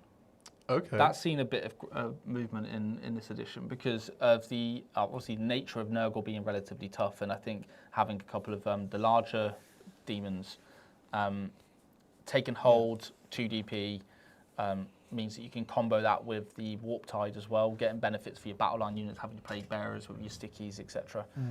They were pretty good, so I think Plague Legion was one that I'd seen being played quite a bit, especially being tested on TTS by a few people. Because you can increase the damage, can't you, on them as well, and the toughness from Rossigus and that. Yes. That was amazing. I don't know though, but wasn't the Infernal Puppeteer, that was the enhancement where you could shoot But it changed, through? it was the ruling that changed, not the... Yeah. The ruling changed on that one. And also it's not as big on this one, right? Because indirect's a bit... Indirects. Yeah. But also it's not that because it wasn't indirect, it was more the change to... It was UKTC where it was a big problem because we had the big ruin. UKTC terrain's obviously GW terrain now, so terrain's less like tall, it's more standardized, so it's not as horrific, I guess, in that regard. But that's Demons, so I don't... Look, again, we don't really have the most informed decision on this faction, apart from what we played. I've played against it a lot. Shadow Legion's horrific to play against with 2 DP and Purge the Foe, but here we are. So let's take a look at the next faction then, which is... Chaos Knights. Chaos Knights. I've got my book here. Let me get my Chaos Knight book. There's not much, really. No, we've got 2 points decreases, right? Yeah, on the War Dog Huntsman is down by 5, and the War Dog Stalker is also down by 5. Other than that, that's pretty much it. Okay. Sorry, I'm just trying to find the document here for Chaos. We do have 3 changes, though, to dispositions. So Lords of Dread has gone from priority assets to taking hold. Lords of Dread is the character detachment for the large big knights, so big knight spam being the a good way to play with 2 DP. And I remember looking at this faction and looking at Lords of Dread combined with Iconoclast. Right. It does mean, though, that you're not getting you're taking the same disposition here, taking hold. There's not like that looking for a different disposition in that regard. But the Iconoclast lets you take cultists, so having cultists alongside the large big knight. Now, I was really surprised to see Chaos Knights not doing as well as I thought they would. I'd love to know why that is. Again, I found it very difficult playing into the Hound Pack Lance with Iconoclast Fiefdom and playing against 13 War Dogs and 2 lots of cultists on reconnaissance. I thought that was a very strong way to play it, and it did feel very, like it worked very well with that disposition. Infernal Lance changed from Purge Foe to priority assets, and the other one was Bastions of Tyranny, changing from disruption to priority assets. Yeah. So... The thing is, though, that 13 War Dog spam is quite hard for Blood Angels because, yes, you send a Sandguard in to delete one, but then you lose it in return to the next one. And then eventually you're going to lose your damage output, and they just... Because the OC6... Yes. It's... Yeah. It was tough because, like you said, having mini knights run around just running on objectives and doing actions. And it's easy they're for them, just as fast as carnivores. There's one where you can give it like walk through walls as well. So that was pretty good. a change to the Storm of Darkness stratagem for Traitorous Lance, which is just coming in line with the standardized -1 to hit ability. Because this one didn't actually work very well in 11th, because it didn't work at all, because it gave you stealth and benefit of cover, which is the same. You just give yourself cover, basically. Yeah. But what you've got here is you gain stealth and -1 to hit in melee. So you gain that standard ability that everyone else is getting. So that's there. The Knight Abominant now ignores cover on its flat 3 damage 12 shot.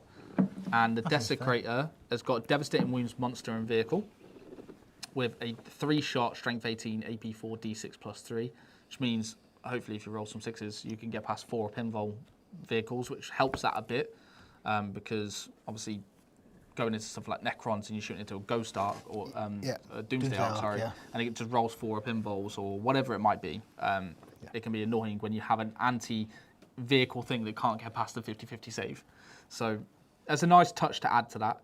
And then Obsessive Ruthlessness. So I wanted to check this and actually see what its original ability was. Obsessive Ruthlessness gave it Devastating Wounds. So it always had it as a ranged attack. It always had it. Now it's just built into the profile. But it also now has an ability where when it targets monsters and vehicles, it ignores Ballistic Skill, Hit, and Wound rolls modifiers. That's nice. So that has had definitely a bit more of a glow up. Sure. So it's definitely... we did just get told as well, by the way, people are saying about the mics again. It's something to do with YouTube. YouTube are adjusting it for 2 different sound outputs. So we've got people that are saying it's fine, people that are saying it's not. I don't know how to adjust it based on YouTube changing it for different things. So it's working well on mobile devices. And TV. And TVs. Like I think it's just PC that it's not. Okay, so PCs it's not, but mobile phones and TVs is working. Oh, weird. So we'll have to look into why YouTube's doing that to us and why we can't. And the audio issue is quiet. Yeah, quiet for the PCs, but if I bump it any higher, it's going to sound awful for everyone else. Yeah. Okay, the Knight Ruinator. Oh, interesting. The Ruinator's had a buff. I almost missed that. I'm glad I checked. So the Ruinator has now got D6 +6 shots for its both its weapons. Wow. So it had... Ruinator was just 2d6 shots. Perfect. Now it's got a minimum of 7 rather than a potential of double 1. That's amazing. It's D6 +6, Strength 8, AP1, 2 damage, or D6 +6, Strength 8, AP2, 2 damage. Well, you get both of these. You get both weapons. One of them's a torrent, one of them's a blast weapon. So it's very good at killing Marines, especially with the changes to cover. Not giving the ignoring that -1. Yep. And then also you've got because they can get within 12 and they get tearing, which ignores. it just gives you +1 ballistic skill. Yeah, so it kind of negates. Kind of. Because you've got one that's a blast weapon, so that would benefit. The towering keyword ability would benefit for it there, but then the ignores cover version of the flamer would also just be naturally good at 18 inches. Yeah. So overall, I think Chaos Knights, I really want to know why.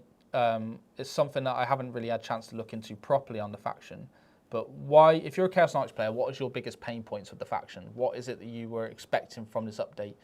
Because when we've looked at the faction, it was one of those that kind of felt like it would do well, and playing against it always felt very good. I spoke to Lee, Ben's mate. Yes. And he's a very good. Yes, very good Chaos Knight player. Chaos Knight player. And he said that his success in tournaments came from the fact that he built his Chaos Knights into very melee heavy Chaos Knights, which they're just vile. Whereas now he's having to think more of a shooting, and even though they get the benefits of, I can stand in there and shoot and open up all this terrain, there's also so many things in the game that can just one bang a night. True.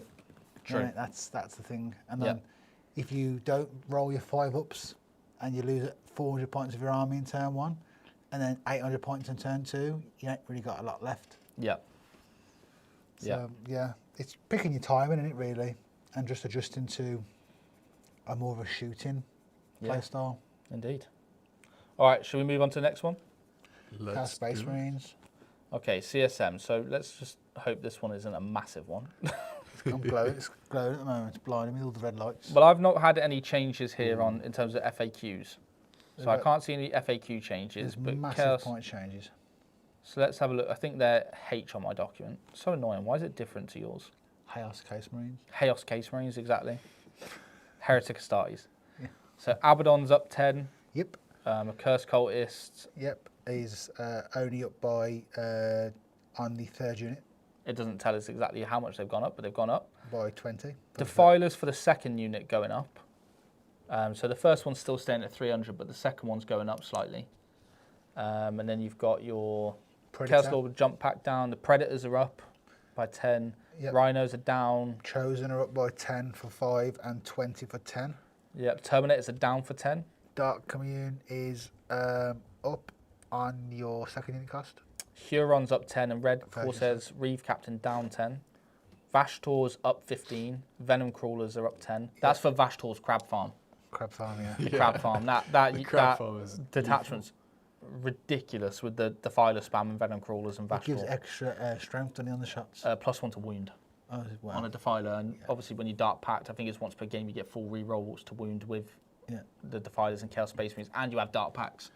So, and Abaddon gives you the aura of Yeah, but reroll there's hits. one but detachment when he gives Demon Engines +2, doesn't he?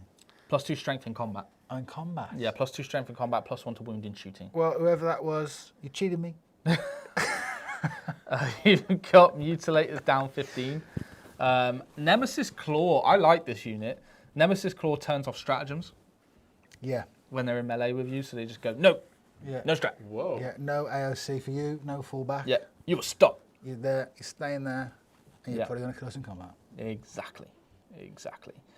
Who else? No other changes there. They had any disposition. Murder Talon Raiders changed from Purge to Reconnaissance. So that's the jump pack detachment. Soul Force has changed from Purge to Taken Hold. Taking hold, yeah. Okay. I mean, it means that Soul Force is Vashtor's Crab Farm. Yeah, Yeah. and that tempting addendum. Addendum. Tempting addendum. Is up by 15 points. That's a big hefty 40 points. Should we have a look at why it's so tempting? Yeah. Well, it's a tempting Attempting addendum. Soul Forged enhancements. Attempting. You reroll hits. Wow. 40 points. 40 points. Okay, so you can give a Defiler reroll hits, which is obviously very, very powerful. So 40 points on top of the ludicrous points as it is. we'll have to see if that actually impacts. Well, it's definitely going to impact the top list for Defiler spam sort of armies out there. And obviously changing from Purge to Taken Hold, as we mentioned at the start, is going to change the way the army's played. So, okay. Who's up next? We've got Dark Angels. Oh, wow, there are so many FAQs on this faction. Not Titan Legions. Yeah, Dark we'll skip Angels. them. They don't exist. Ooh, wow. Yeah, Deathwing Knights are down. Oh, sorry, they're up by... Deathwing Knights are up. Deathwing Knights are up. If you're taking a unit of 5, on the third unit cost only, they're up by 20 points. Okay. We've obviously got the standard Space Marine stuff as well, so we'll just look at the Dark Angel stuff for changes. Yeah, there's quite a lot of... yeah, other than that, that's the only really negative. You've got the Inner Circle.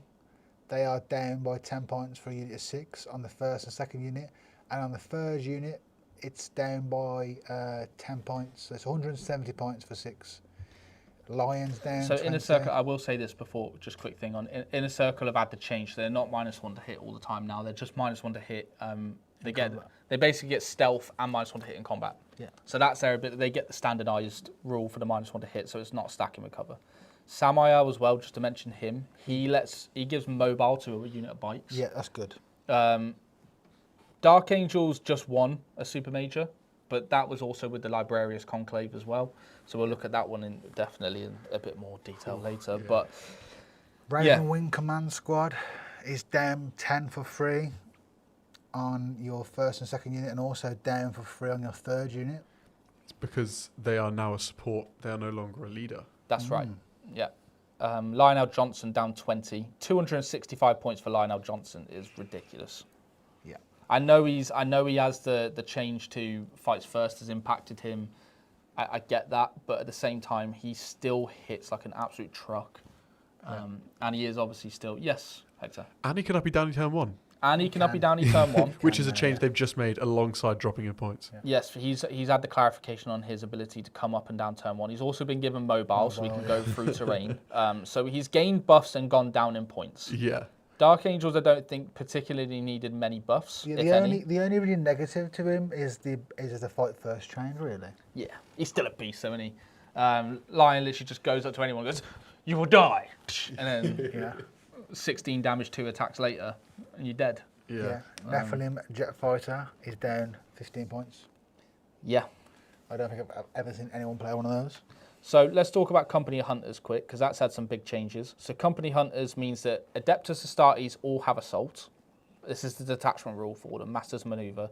And when you make a fallback move, you're still eligible to shoot for all your Adeptus Astartes units. And then Adeptus Astartes Mounties also have Assault. Yeah. And when they advance, they're eligible to declare a charge. And when they fall back, they're eligible to shoot. Do you know what we've not spoken about? And charge. Yet? What's that? The changes to Stern Guard, which affects these guys. Well, we'll talk about Space Marines as well, right? Because the Stern Guards, Stern Guard haven't changed in terms of data sheet. It's the effect of the librarians. Yeah. Death on the Wind stratagem for, this is still for Company Hunters. Basically means in your movement phase, Adeptus Astartes units ends an advance move. They're able to charge. You get advance and charge for any Adeptus Astartes unit. So that means you can have the Lion with advance and charge alongside the rest of your army. With all your mounted, get an advance and charge and advance and shoot. It's just speed everywhere. Wow. Super fast. Super fast. Yeah. Talon Strike, you can give Lance to anyone when they charge, obviously. That's good. So fight phase, Lance, great. Anybody. Yeah. Adeptus Astartes unit. Give it to a Repulsor Executioner. I'm joking, that's terrible. That's a crowd. No, but giving Lance to, I don't know, Inner Circle, giving Lance to, like, when you combine this, we'll have to have a look. Is the detachment cost still 2 DP for it? Company Hunters 2 DP with Disruption.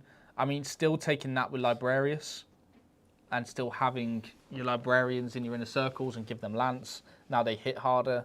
So, and we've already mentioned the change to Inner Circle.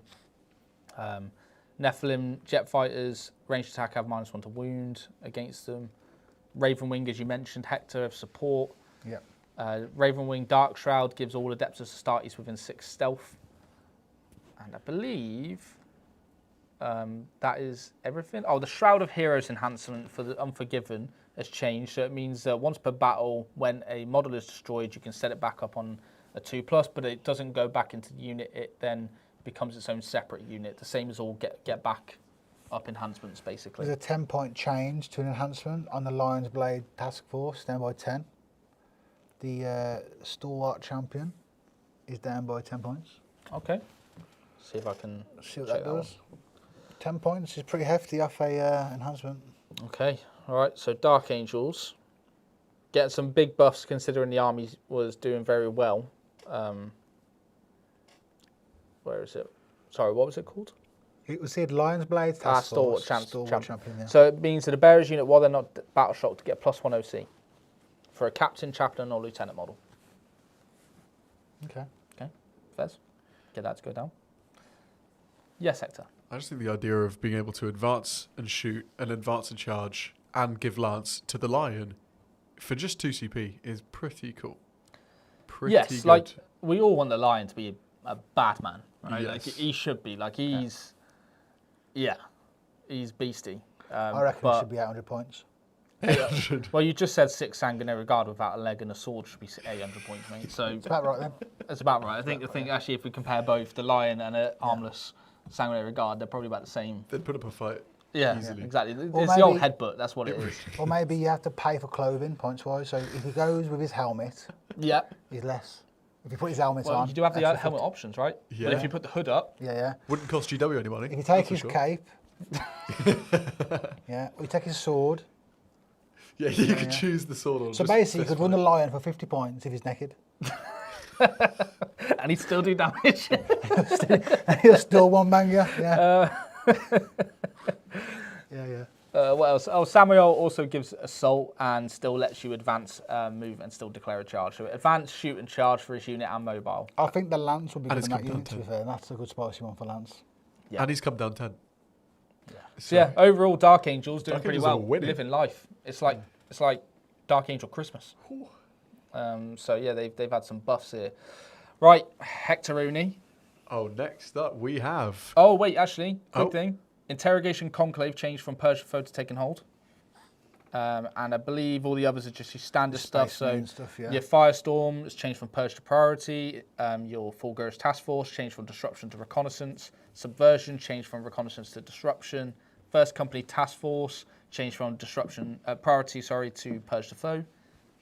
And they're all the changes in terms of dispositions. Let's go to the Death Guard. This is your army now, mate. It was. It's yours. It was. I don't play anymore. No? Nah. You've thrown your dummy out? Nah, Teo blasted me off the board and I had a cry, yeah. Okay, first. I was like, I don't want to play Death Guard. I want to run the line naked and just wham bang everyone. Who doesn't, right? Who doesn't? So I've only played them once, and it was in some playtest games, and I didn't really like how they were at the time. And then since then, there's been some changes to how their Gift of Nurgle works with a -1 to hit. Can no longer stack. Because when I was playing it, it was -1 to hit and shooting as well. So I could be potentially -2 effectively if there's in contagion range, but with the changes. And I just couldn't really find anything fun to play. So I thought, let's just change.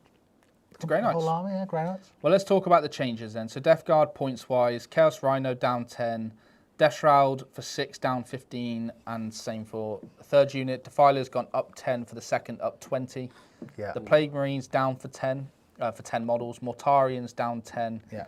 Changes for FAQs. Mortarian now, basically when you shoot back with one of your units with his reactive ability, you worsen the ballistic skill of that attack by 1. Yeah. So if you shoot with a Defiler back from Mortarian. Mortarian's ability, it'll be hitting on 4s.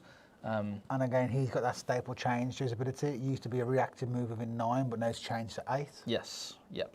So it's definitely something that I think it kind of makes sense. Like I think it's a fair thing, being just getting shot from a whole Defiler. I might look into Death Guard again, to be fair, because I had a lot of fun with these. Virulent Vectorum changed as well. So the objective, basically, when your World Blight detachment rule comes in now, it's when an enemy is on the objective that you've secured using your detachment rule, they become afflicted. It's not the objective itself that has a contagion aura, so it's nerfed, but then it's also coming into change with 11th edition because the objectives are a lot bigger. Yeah. So you're not able to just project like a 9-inch bubble potentially from one of the big objectives. Yes, Hector. I also want to mention that it does. It only lasts until you haven't until it's unsticky. So until the end of the movement phase, basically. Yeah. Unless you already control it, in which case any objective you're standing on, you reflict anyone on it. It's great. Yeah. It's nice. Death Shroud also can only use their 6-inch deep strike in your turn. It's in your movement phase. And Mortarian's reactive move is 8 inches rather than 9. So back to old school then. Yeah. Well, it's not even 6 inch anymore. It's like 7-inch charge in it, which is not good for me. Not good for you because you can't roll 6s. I can't roll 2s, mate. Can't roll 1s. I rolled 2 dice once for you. I landed on a 1 and the other one was blank. It's blank. And my opponent goes, what's the 1 in charge? Like, what? Death Guard, so stuff being brought into line with the 11th edition changes, I guess, but nothing to buff the faction, apart from the points changes to actually make the army feel a bit, maybe you get a few more points. It'd be interesting to see some of the list. Maybe while we look at the next faction, if you look at your points for your list, how much has it changed on your Death Guard list? Well, I'm conscious of time as well, so I don't want it to run for like 4 hours. We probably need to less waffle, I guess. Is everyone enjoying the stream now? Is everyone finding it useful? Let us know if there's anything you want. Obviously, I know the audio is one thing, but hope you're all enjoying the stream and chilling with us on this amazing Wednesday afternoon, because it is 2 o'clock now in the UK. And we do have a live stream later as well, a battle report. So it'll be myself versus Jakey. Jake's going to be on stream. So what are we looking at? Your list hasn't... No, it's not really changed much, to be fair. All right, well, I'm going to go to the next faction then, Hector. So we've got... what's next, is it? Deathwatch. It's Deathwatch. So Deathwatch... Deathwatch did have a change to their disposition. And also, the buff to the upper knee has now affected them back again, the positive? It depends if they've actually had that on their one. It's not an overarching rule. It might not have been affected on their but it affects Grey Knights, though.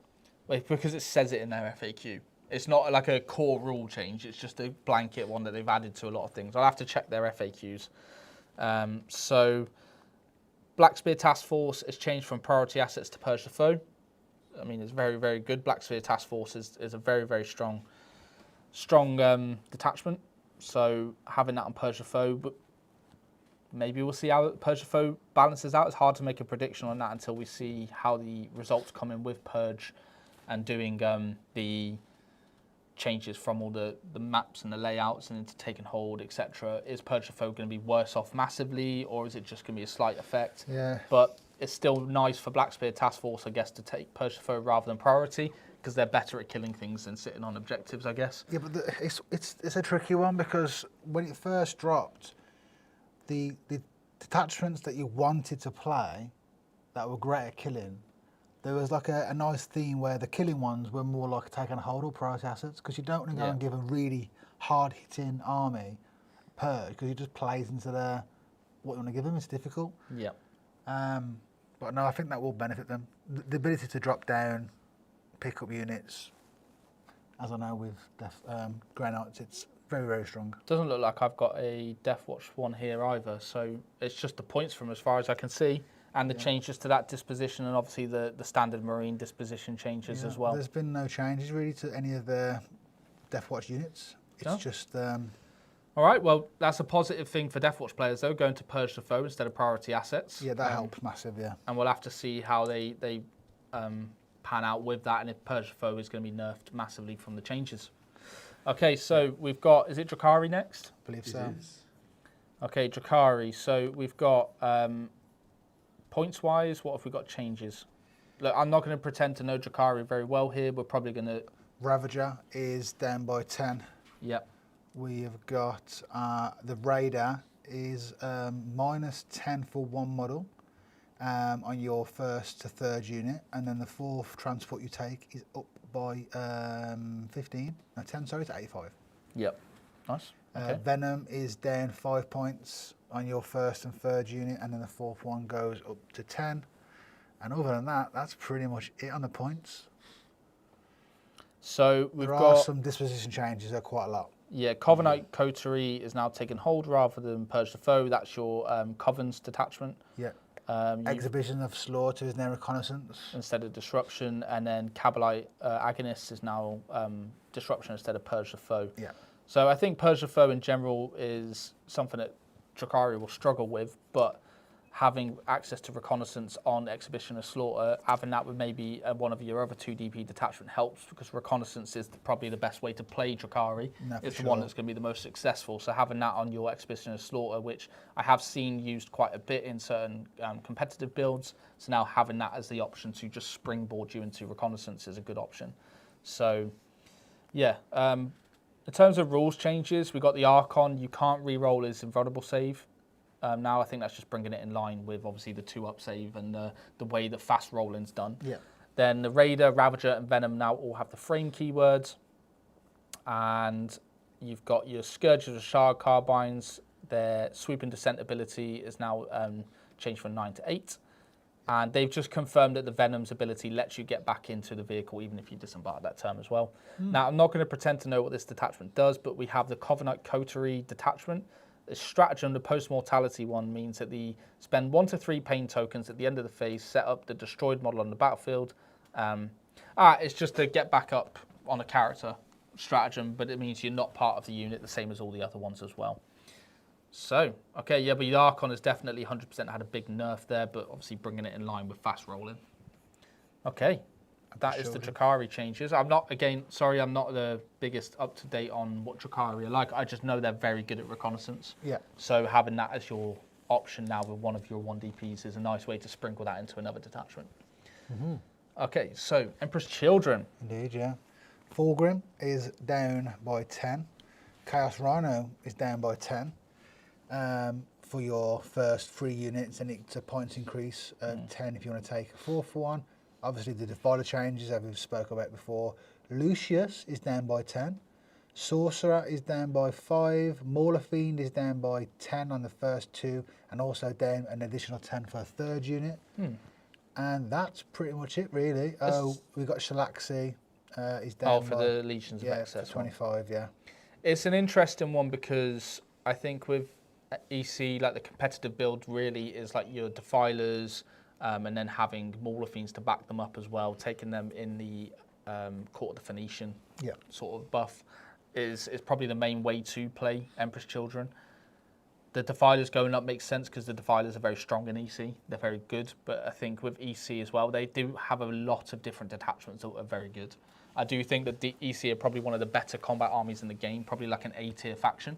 So seeing them get probably the Defilers brought down a bit, but then the other characters going up, especially Fulgrim gaining mobile. That guy's rapid. Yeah. Like he just literally like slithers to one side of the board, like in one movement. His poison ability as well. It's horrible. It's annoying. It's horrible. There has been, though, some massive changes again in their dispositions. There's 4 detachment changes. Okay, so the detachment changes you've got. Coteries now priority instead of purge. Yeah, Carnival Excess is disruption instead of priority. Spectacles, Frenzied. Slaughters, disruption instead of purge. Yeah. Frenzied is reconnaissance instead of disruption. Yeah, that's it. So that's it. Coterie going to priority is interesting.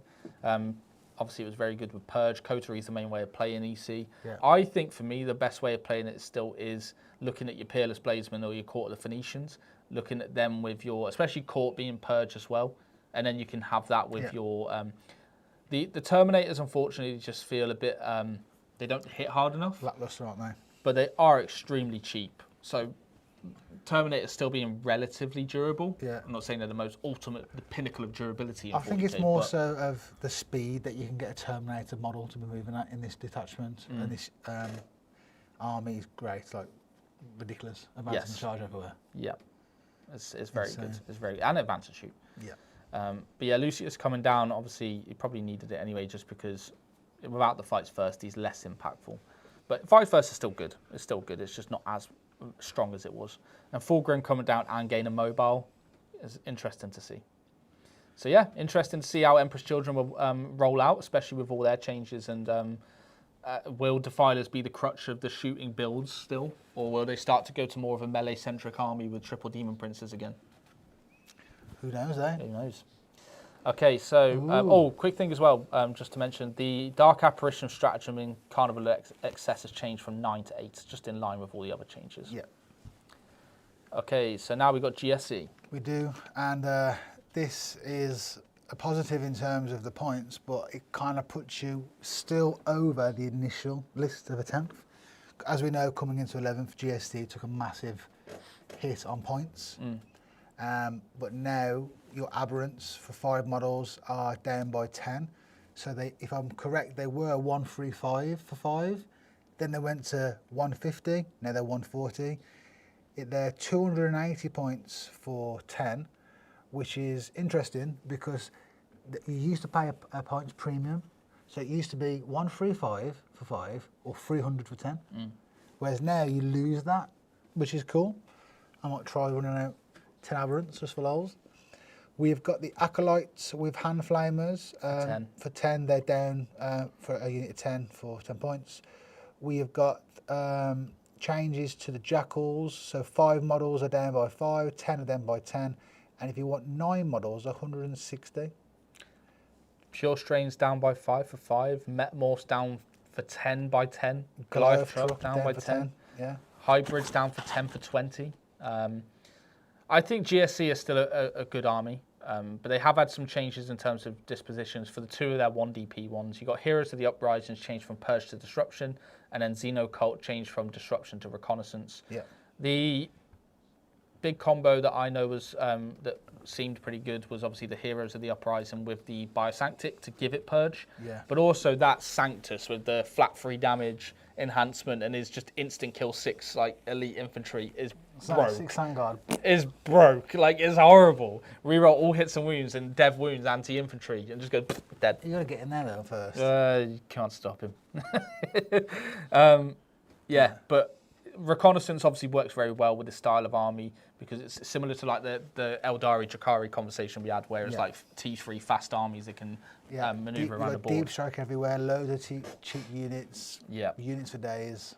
So yeah, getting some points decreases means you're going to get a few more units back, which is horrific for me tonight because Jake's already outnumbering me by like 8 or 9 units. So now he's playing GSC, so I'm probably now going to be outnumbered by 10 or 11. Lovely. Gotta love that. What are you playing? Blood Angels. So my list went up and his went down.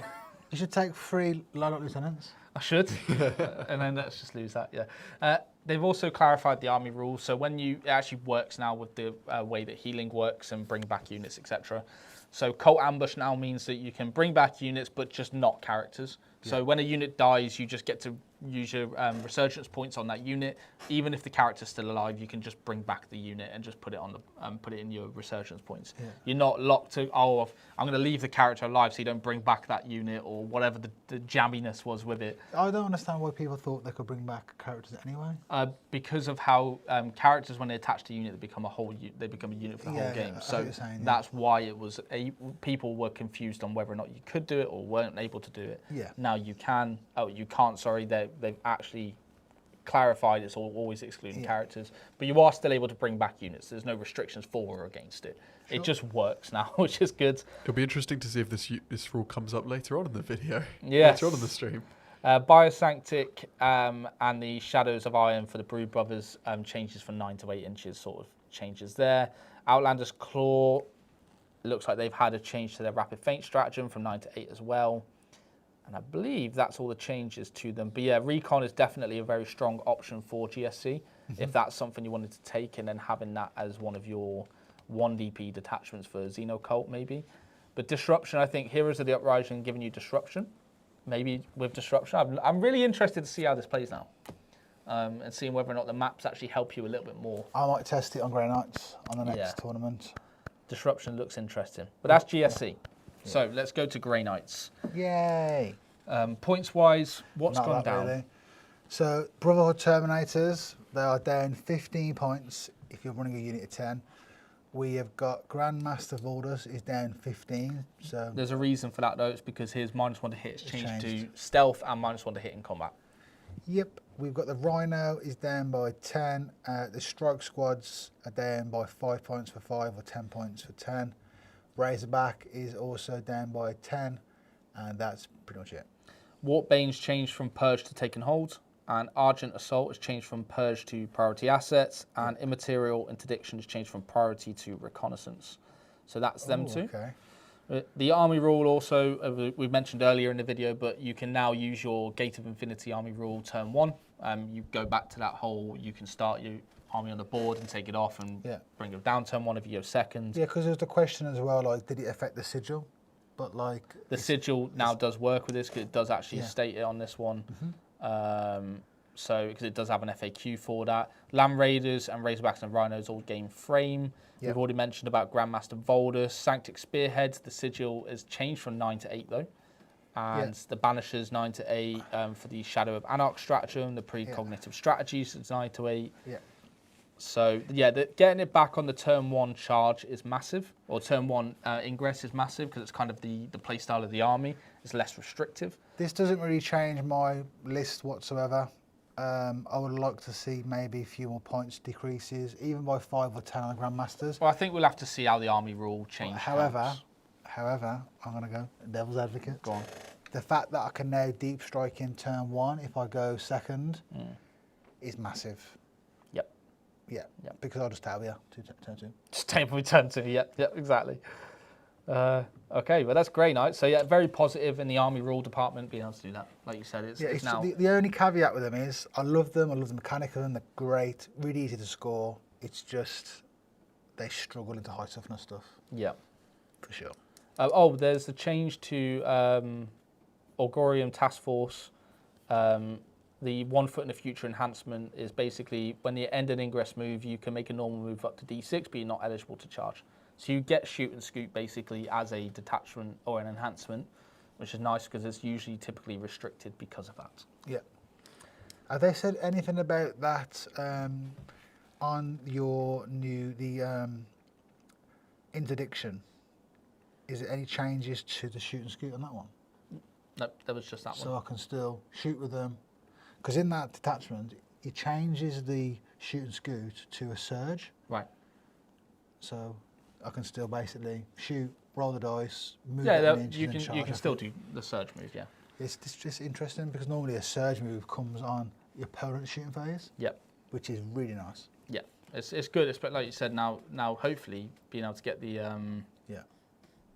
For those of you Grey Knight players, let me know what you are playing. I've been running the Inceptor detachment with the spearhead one, Santic spearhead. So I get basically assault everywhere, and I have 3 units of Inceptors that can jump out of a land raider and get lance. So I have 2 areas of +1 to wound, which is really nice because it just helps me with the lack of strength.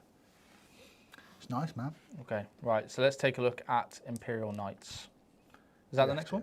Agents. No, Imperial Agents. We can skip Imperial Agents. No. We need to look at these. them. They changed. Imperial Agents have had, actually, finally, way had some changes. So Imperial Agents detachments, I believe, have all gone to 2DP. Do they have an armor rule now? No, that's still not. Yay! As far as I'm aware, that isn't any different. But the detachments are 2DP. Oh, So I'm trying to find the Imperial Agents document for me. Very nice too, that's good. So what's the disposition? Are they all 2DP now? Apart from a Veiled Blade Elimination Force, which is the only one that's 1. And that one is your Assassins detachment. Yes, and every single Assassin's gone down. every single enhancement has gone down by at least 25. And Okay. a lot of the Assassins have gone down as well. This is very exciting. Yeah, the Assassins, I know that detachment gives you like an extra rule per Assassin for your enhancements.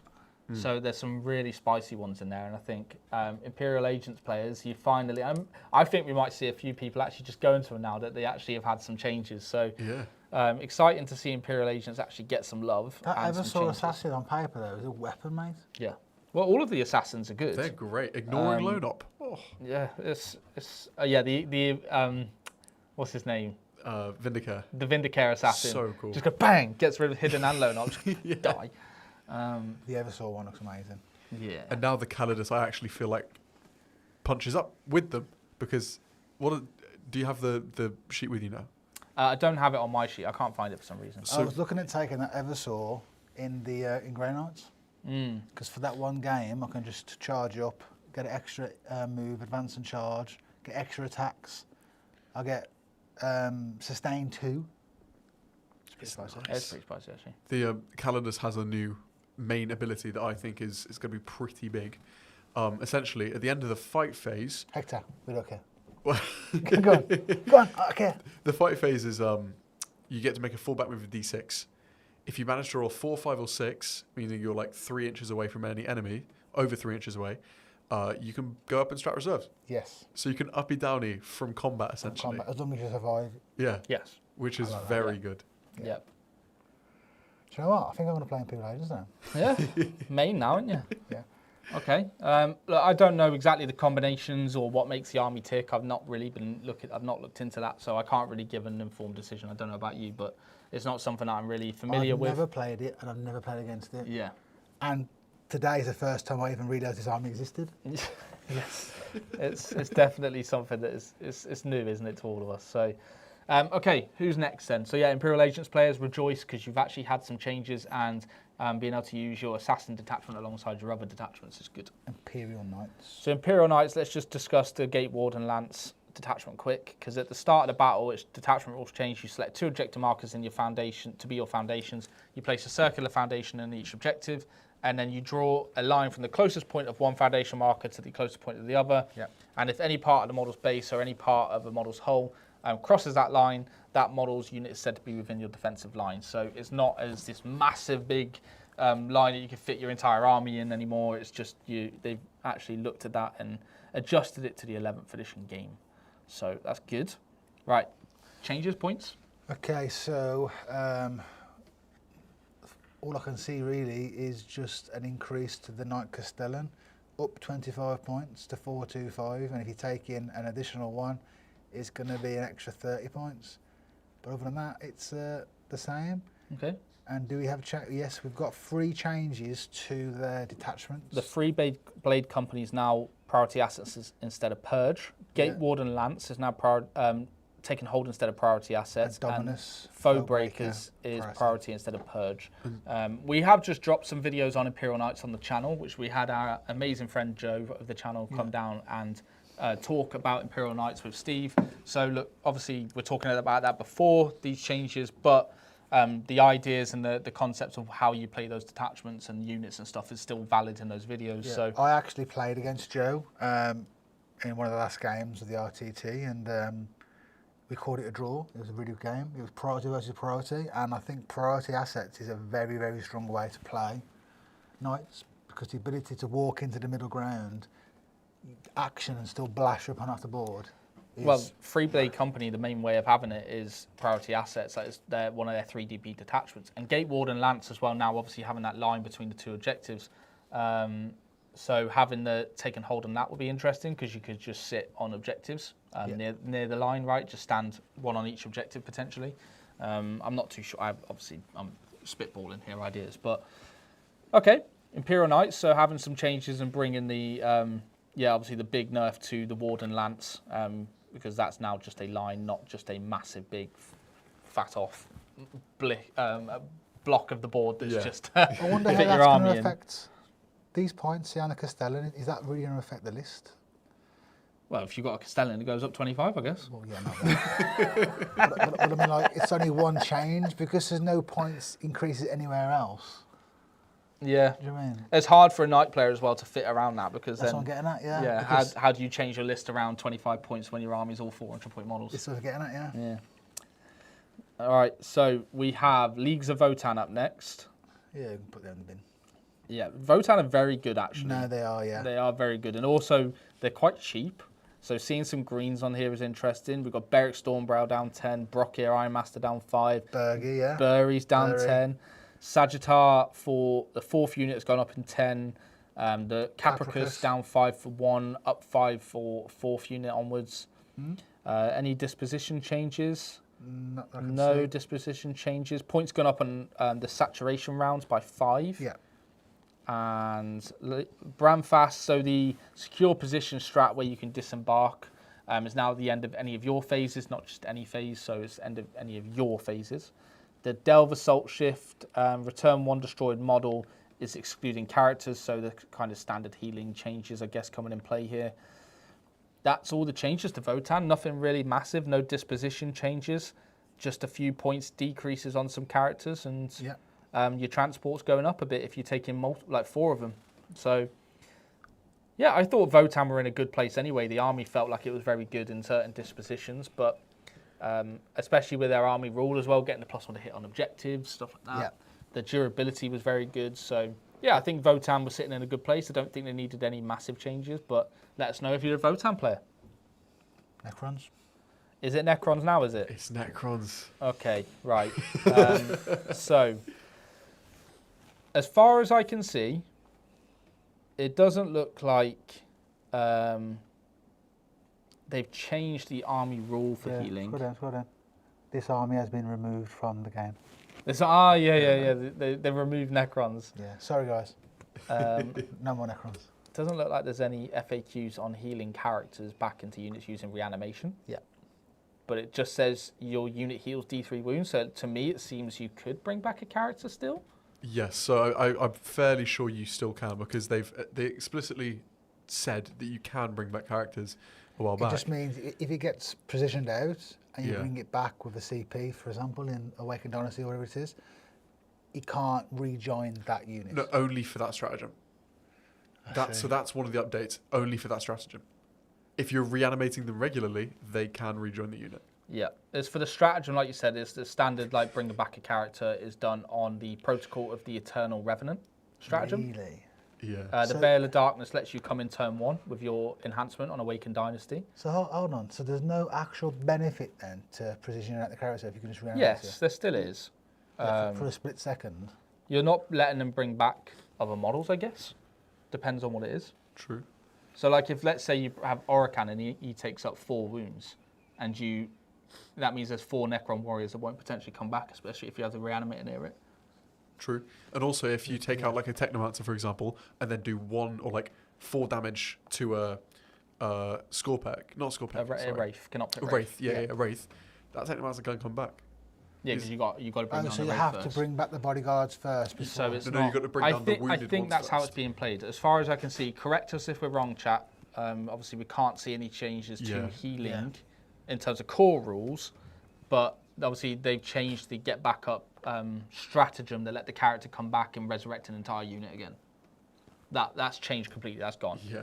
They've give frame to a bunch of units. The Chronomancer, Geomancer, Orocan, Plasmancer, Psychomancer, Technomancer, remove leader and add support. So they're all support. Yeah. And you can attach this unit to one or more of the above units, even if a Royal Warden or Noble has already been attached to it. The leader units attached to it become separate with their own original starting strength.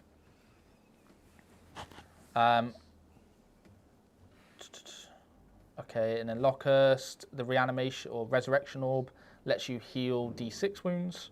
So it looks like they've added the heals keyword into it. Catagone Command Barge has got the noble keyword and the resurrection thing that was just mentioned. Chronomancer has got stealth and -1 to hit in combat rather than a -1 to hit all the time. Night Scythe has deep strike. Yep. So it's one of the first flyers that has it. So a couple of things in. So Noxie said it's in the healing section of the app.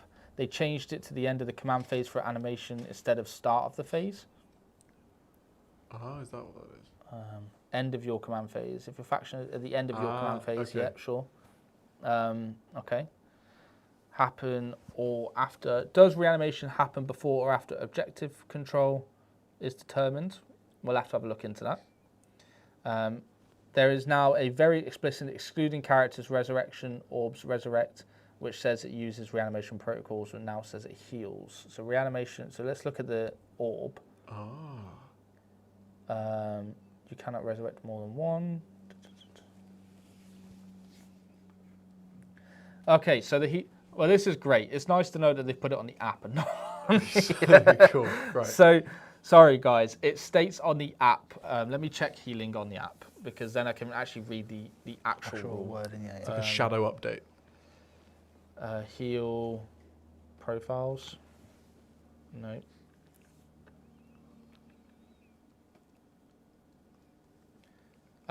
If all the models have a starting number of strength, but one or more models from the unit are currently destroyed, revive one of those character models, excluding character models. Okay, it's on the app under 020204 on data sheets. There's a point that says healing or regaining lost wounds, and then it states in there excluding character models. Thank you guys. I was trying to find it, but I couldn't find it earlier, so we have it. You can't resurrect characters into units with reanimation protocols. That's Great. amazing. Amazing. That's Fantastic amazing. change. It's amazing for me. Thank you, chat. Appreciate you. Any other big ones? Ophidians can now deep strike turn 1 with their uppy downy. Yeah. They have it. Anything else, Hector, that you know of? Oh, the Transcendent. So in your movement phase, when they're selected to make an advance move, they can make that advance move has no maximum distance and can move through all types of models, including enemy monsters and vehicles, but you must be 8 inches away. So it's like an advanced teleport, which it always was, but I guess it's just rewording it to the confines of 11. 8 away, yeah, for sure. That was good, that. Yeah. Scary. So, okay, and Necrons can no longer bring warriors back to flip a point with reanimation. I guess because points would be scored before it.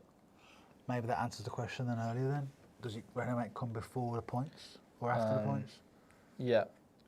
Well, I'll have a look into that one. I'll put it into the comments after just so we can confirm that, and then we can have a look into it. But yeah, it's definitely something that's interesting to see how that's impacting the Necron faction. But yeah, it's annoying that it was on the app and not on this document as well. So apologies for that. Points wise now. Yeah. So what we got, Lee? So we have got the Chronomancer is down by 10. That's because of the change to its rule, isn't it? Because of the -1 hit change. Yep. Doomsday Arc are up by 10. Okay. I still think that's fairly cheap for what we can do. 210, yeah, it's pretty good. Yeah, really good. The Lockhurst Destroyers are completely fine until you get to 6-man models, and then they go up by 10 points. We have got the Heavy Destroyers, again, up by 10 if you're running 3 of them. And the only points tax you have is if you're running a 3rd unit, and again, only if you're taking a 3rd model. They go up to 170. We have got the Necrosaur is up by 10. Scorp Lord is up By 10 if you take the third unit. Take a third one, yeah. Tesseract Vault is up by 20. The Silent King is up by 20. Pantheon of Woes changed from Purge to Disruption as well.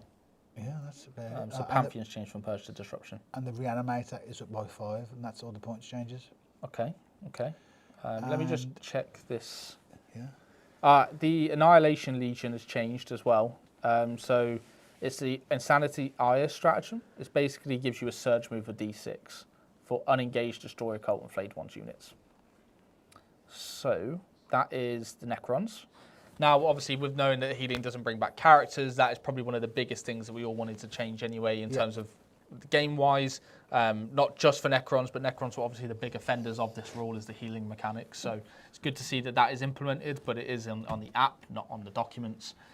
And yeah, seeing some of the other stuff impacted, letting Ophidians come up and down, turn 1 is good. So, yeah, okay. Orcs. There's not really a massive amount of changes. This is wild to me. I actually think this is crazy that Orcs have stayed the points they have. Do you say your list has gone up by 5? Yeah, so my... let me have a look at my list. So my Dreadmob Mordaka list has gone up by 5 points. That's a problem, mate. 5 points. 5 points. Wow. So let's take a look at the actual points for Orcs then. So Pain mech. Boss up by 10. Pain Boy up by 10.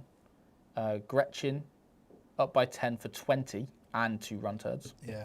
I think the biggest change is to the Dakar rig. Up 15, which is needed to. It was far too cheap. Trucks going down 10 though for each truck. You're just literally telling people, oh, we'll just literally recuperate the cost of the rest of the army. Yeah. That doesn't make sense. I don't know why trucks have gone down. War bosses have gone up. Boys have gone up for 20 by 10. And mechs have gone up by 10. Yeah. Not the big mech, the normal mech. Changes to any of their... Oh, we've got some enhancement changes in Equatorial Hordes. The Kuman Hunter is 25 points and the Unlikable Scourge is 25 points. Which one's this? Sorry, mate. This is the new detachment. Equatorial Hordes. Ah, right, okay. That's the new one. That's got a Purge to Foe 1 DP detachment. Disruption. We've got changes to Tactical Brigade has been now changed to Reconnaissance. Okay. Changes to Dread Mob is now Priority Assets. Okay. And then that is pretty much it. And Green Tide's 3 DP.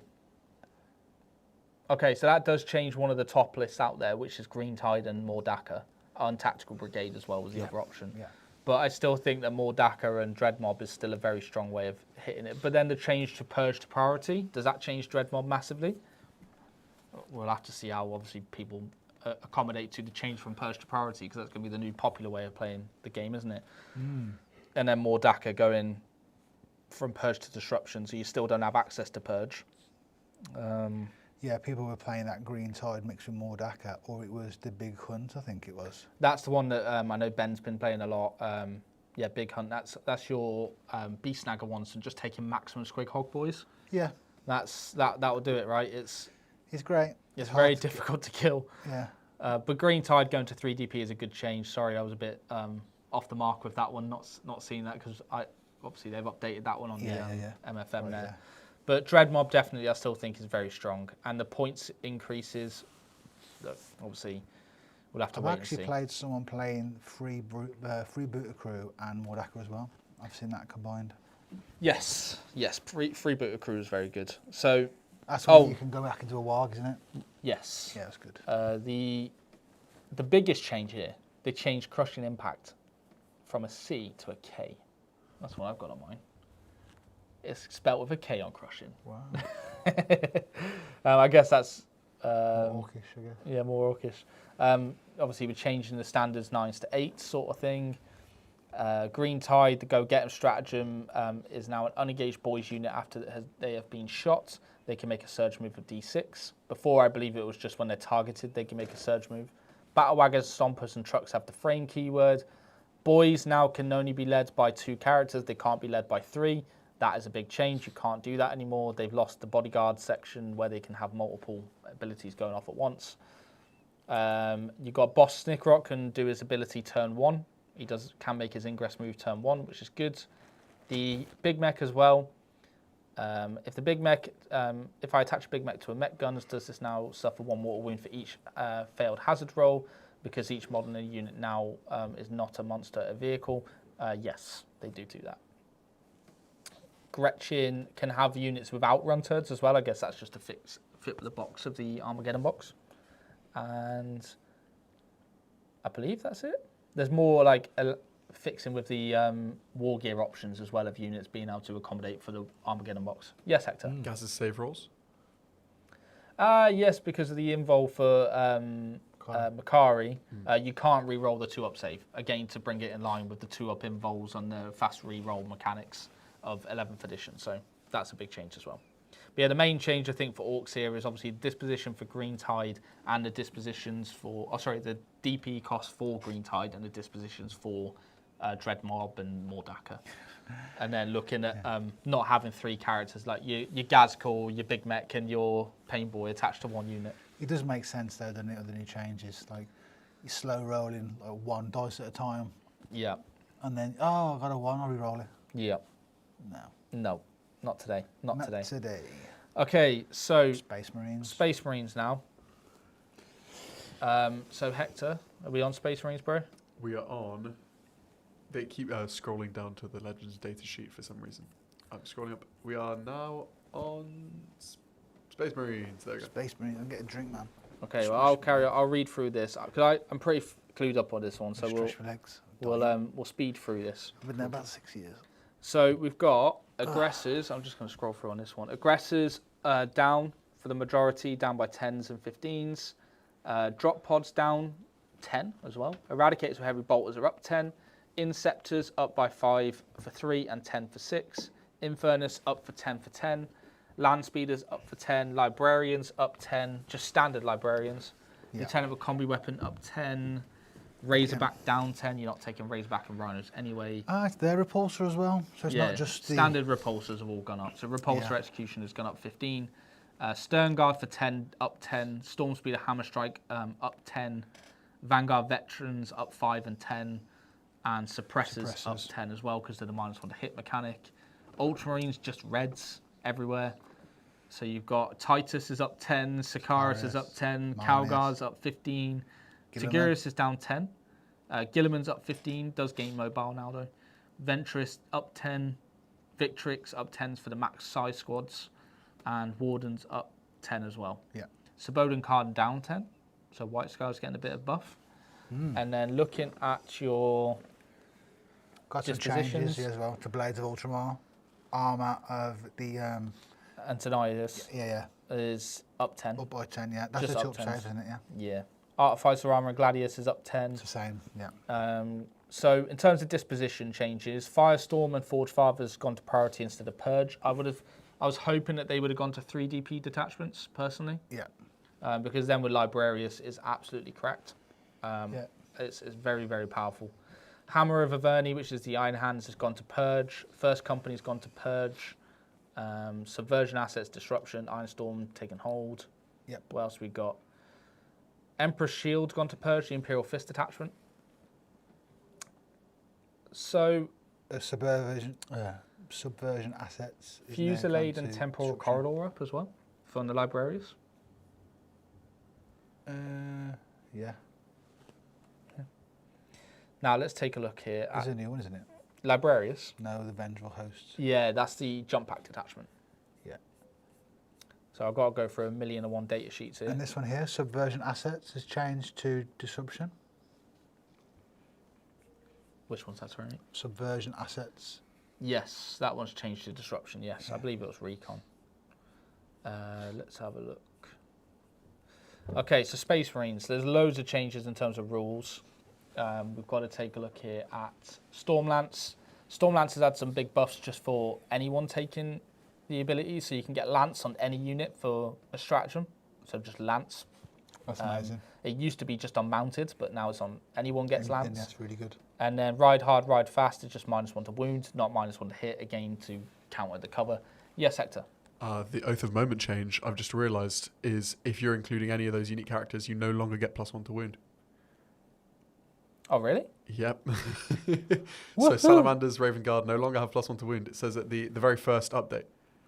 If you use one or more units in the faction's Munitorum's field manual, and in the field manual there is Sabodan Khan, Ethan Shan, all of them. Well, that doesn't make sense. So who's actually getting +1 to wound? I think if you're taking like just Space Marines as a faction. Right. Okay. So none of the sub-factions get +1 to wound? Not anymore. Really? I thought that was the case anyway. No, you would get that on Ultramarines and stuff. They would get +1 to wound. I feel like more people would be kicking off if there was no the +1 to wound there. What we got? So loads of people have been given frame. Blade Guard veterans now change their rule. It's +1 to hit in combat or -1 to hit in combat. So it's changed from the reroll ones on the invols and reroll ones to hit. So yeah, Hector, they still get +1 to wound, mate. Oh yes, because it's the fact. Sorry, Yep, they still get +1 to wound. 100. So I was sorry, like mate. very confused on that one. I was like, I thought people would be Those upset by factions that. Munitorium, I thought it meant the Space Marines factions Munitorium. No, you're good, bro. You're good. Oh, apologies.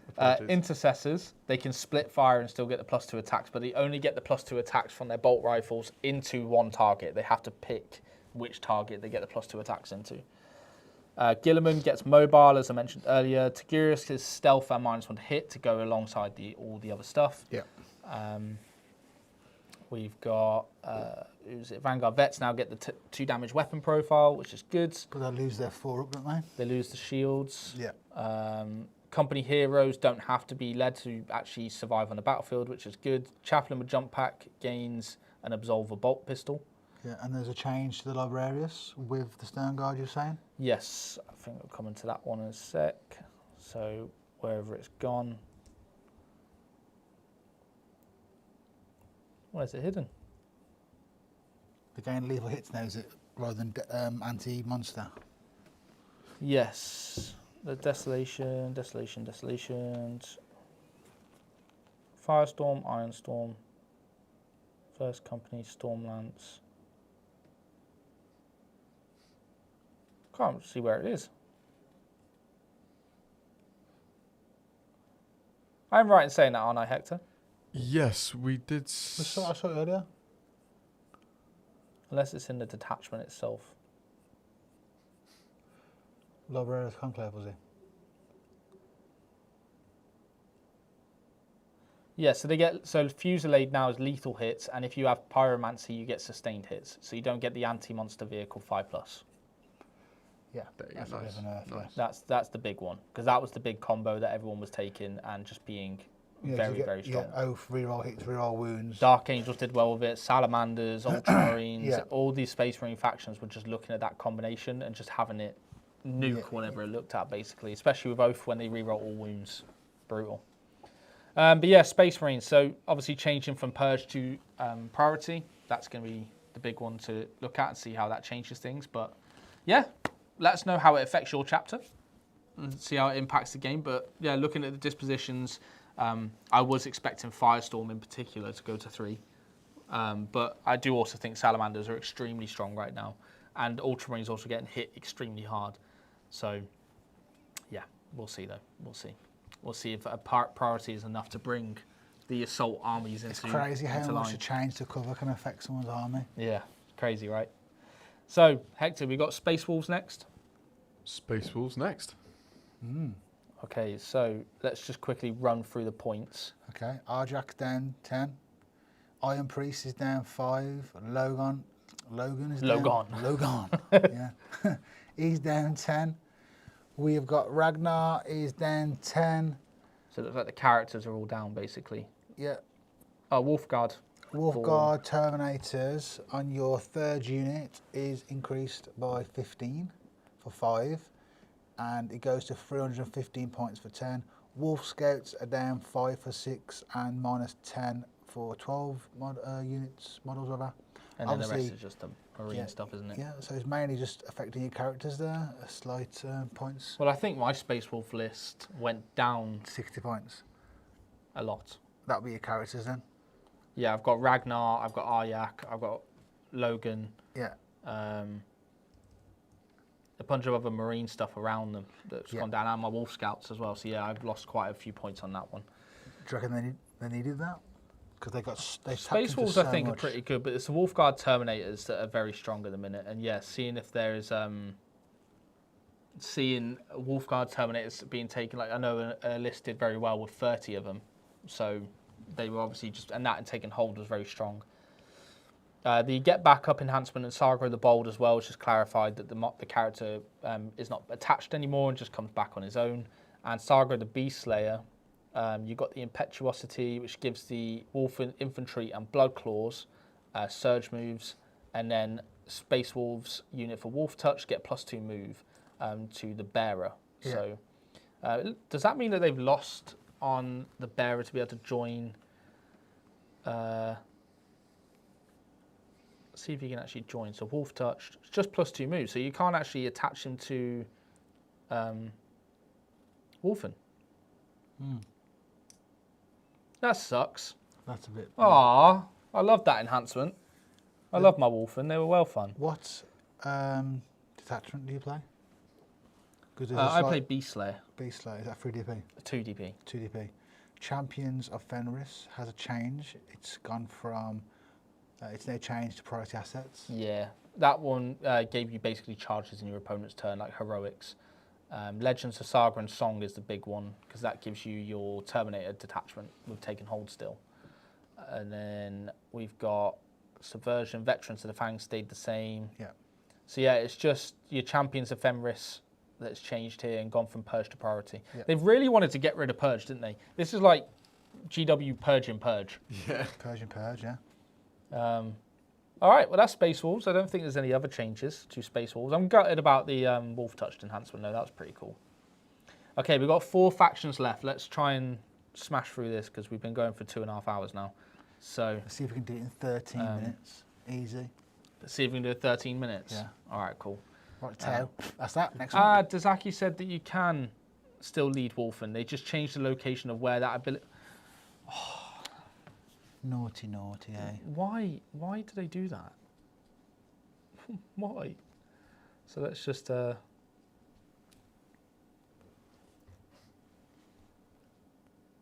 okay, he does. He does actually let you do that. I had the wrong enhancement on there. Yeah, they purged all the layouts as well. Right, Tau Empire. Yeah, okay, so let's just speed through the points. So what we got? Commander Farsight is down 10. Why? Why is he down 10 again? What? 70 points. Devilfish is down 10. The Hammerhead Gunship is up 10. Broadside Battlesuits are up 15 points for 3. And there's also a points increase for 3 of them if you're taking a 3rd unit. Ghost Kill on your 3rd unit is up by 5, and the War Gear is increased by 5 on the Iron Raker.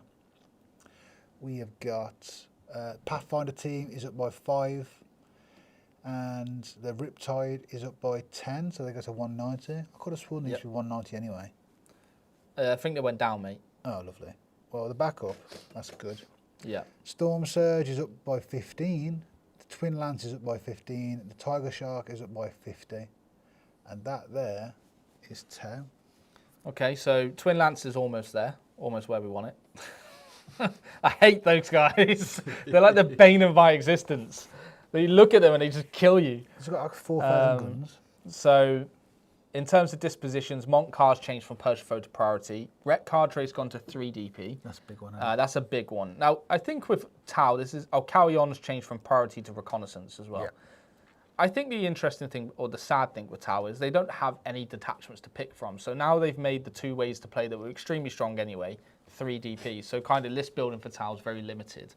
But obviously the strength for the Tau is because they just counteract the game itself in terms of shooting and getting past cover, the speed, the damage. It was the assault everywhere. The ignores hit modifiers. Or just Ret Cardre in general as well, just the damage that can put out is still... I think, because most detachments were taking Ret Cardre with Advanced Acquisition. Yeah. But what were you really gaining from Advanced Acquisition that makes Ret Cardre not worth You can 3DP? tap into two, like, depending on how you build your list, you can tap it into two really good detachments there. You've either got Purge or Priority Assets. Yes. Which is great for a Tau, because they have so many units they can get. But we've gone back to that whole thing of it's priority, a Purge change to priority. Yeah. Everyone's going to be going to events now playing Priority Assets. Yeah, well, they've got no choice now because they can't, because now no one can play Purge.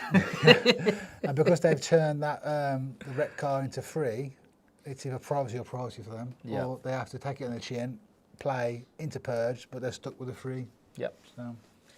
Just the Strike Swiftly enhancement as well. I don't know how this has changed, but on mine it's red. It says, until the end of the battle, all models selected units have the Scout 6 ability. I thought that was the case anyway. So let me know in the chat if that has actually changed. And then there's been frame added to all sorts of vehicles and your terrain sections as well.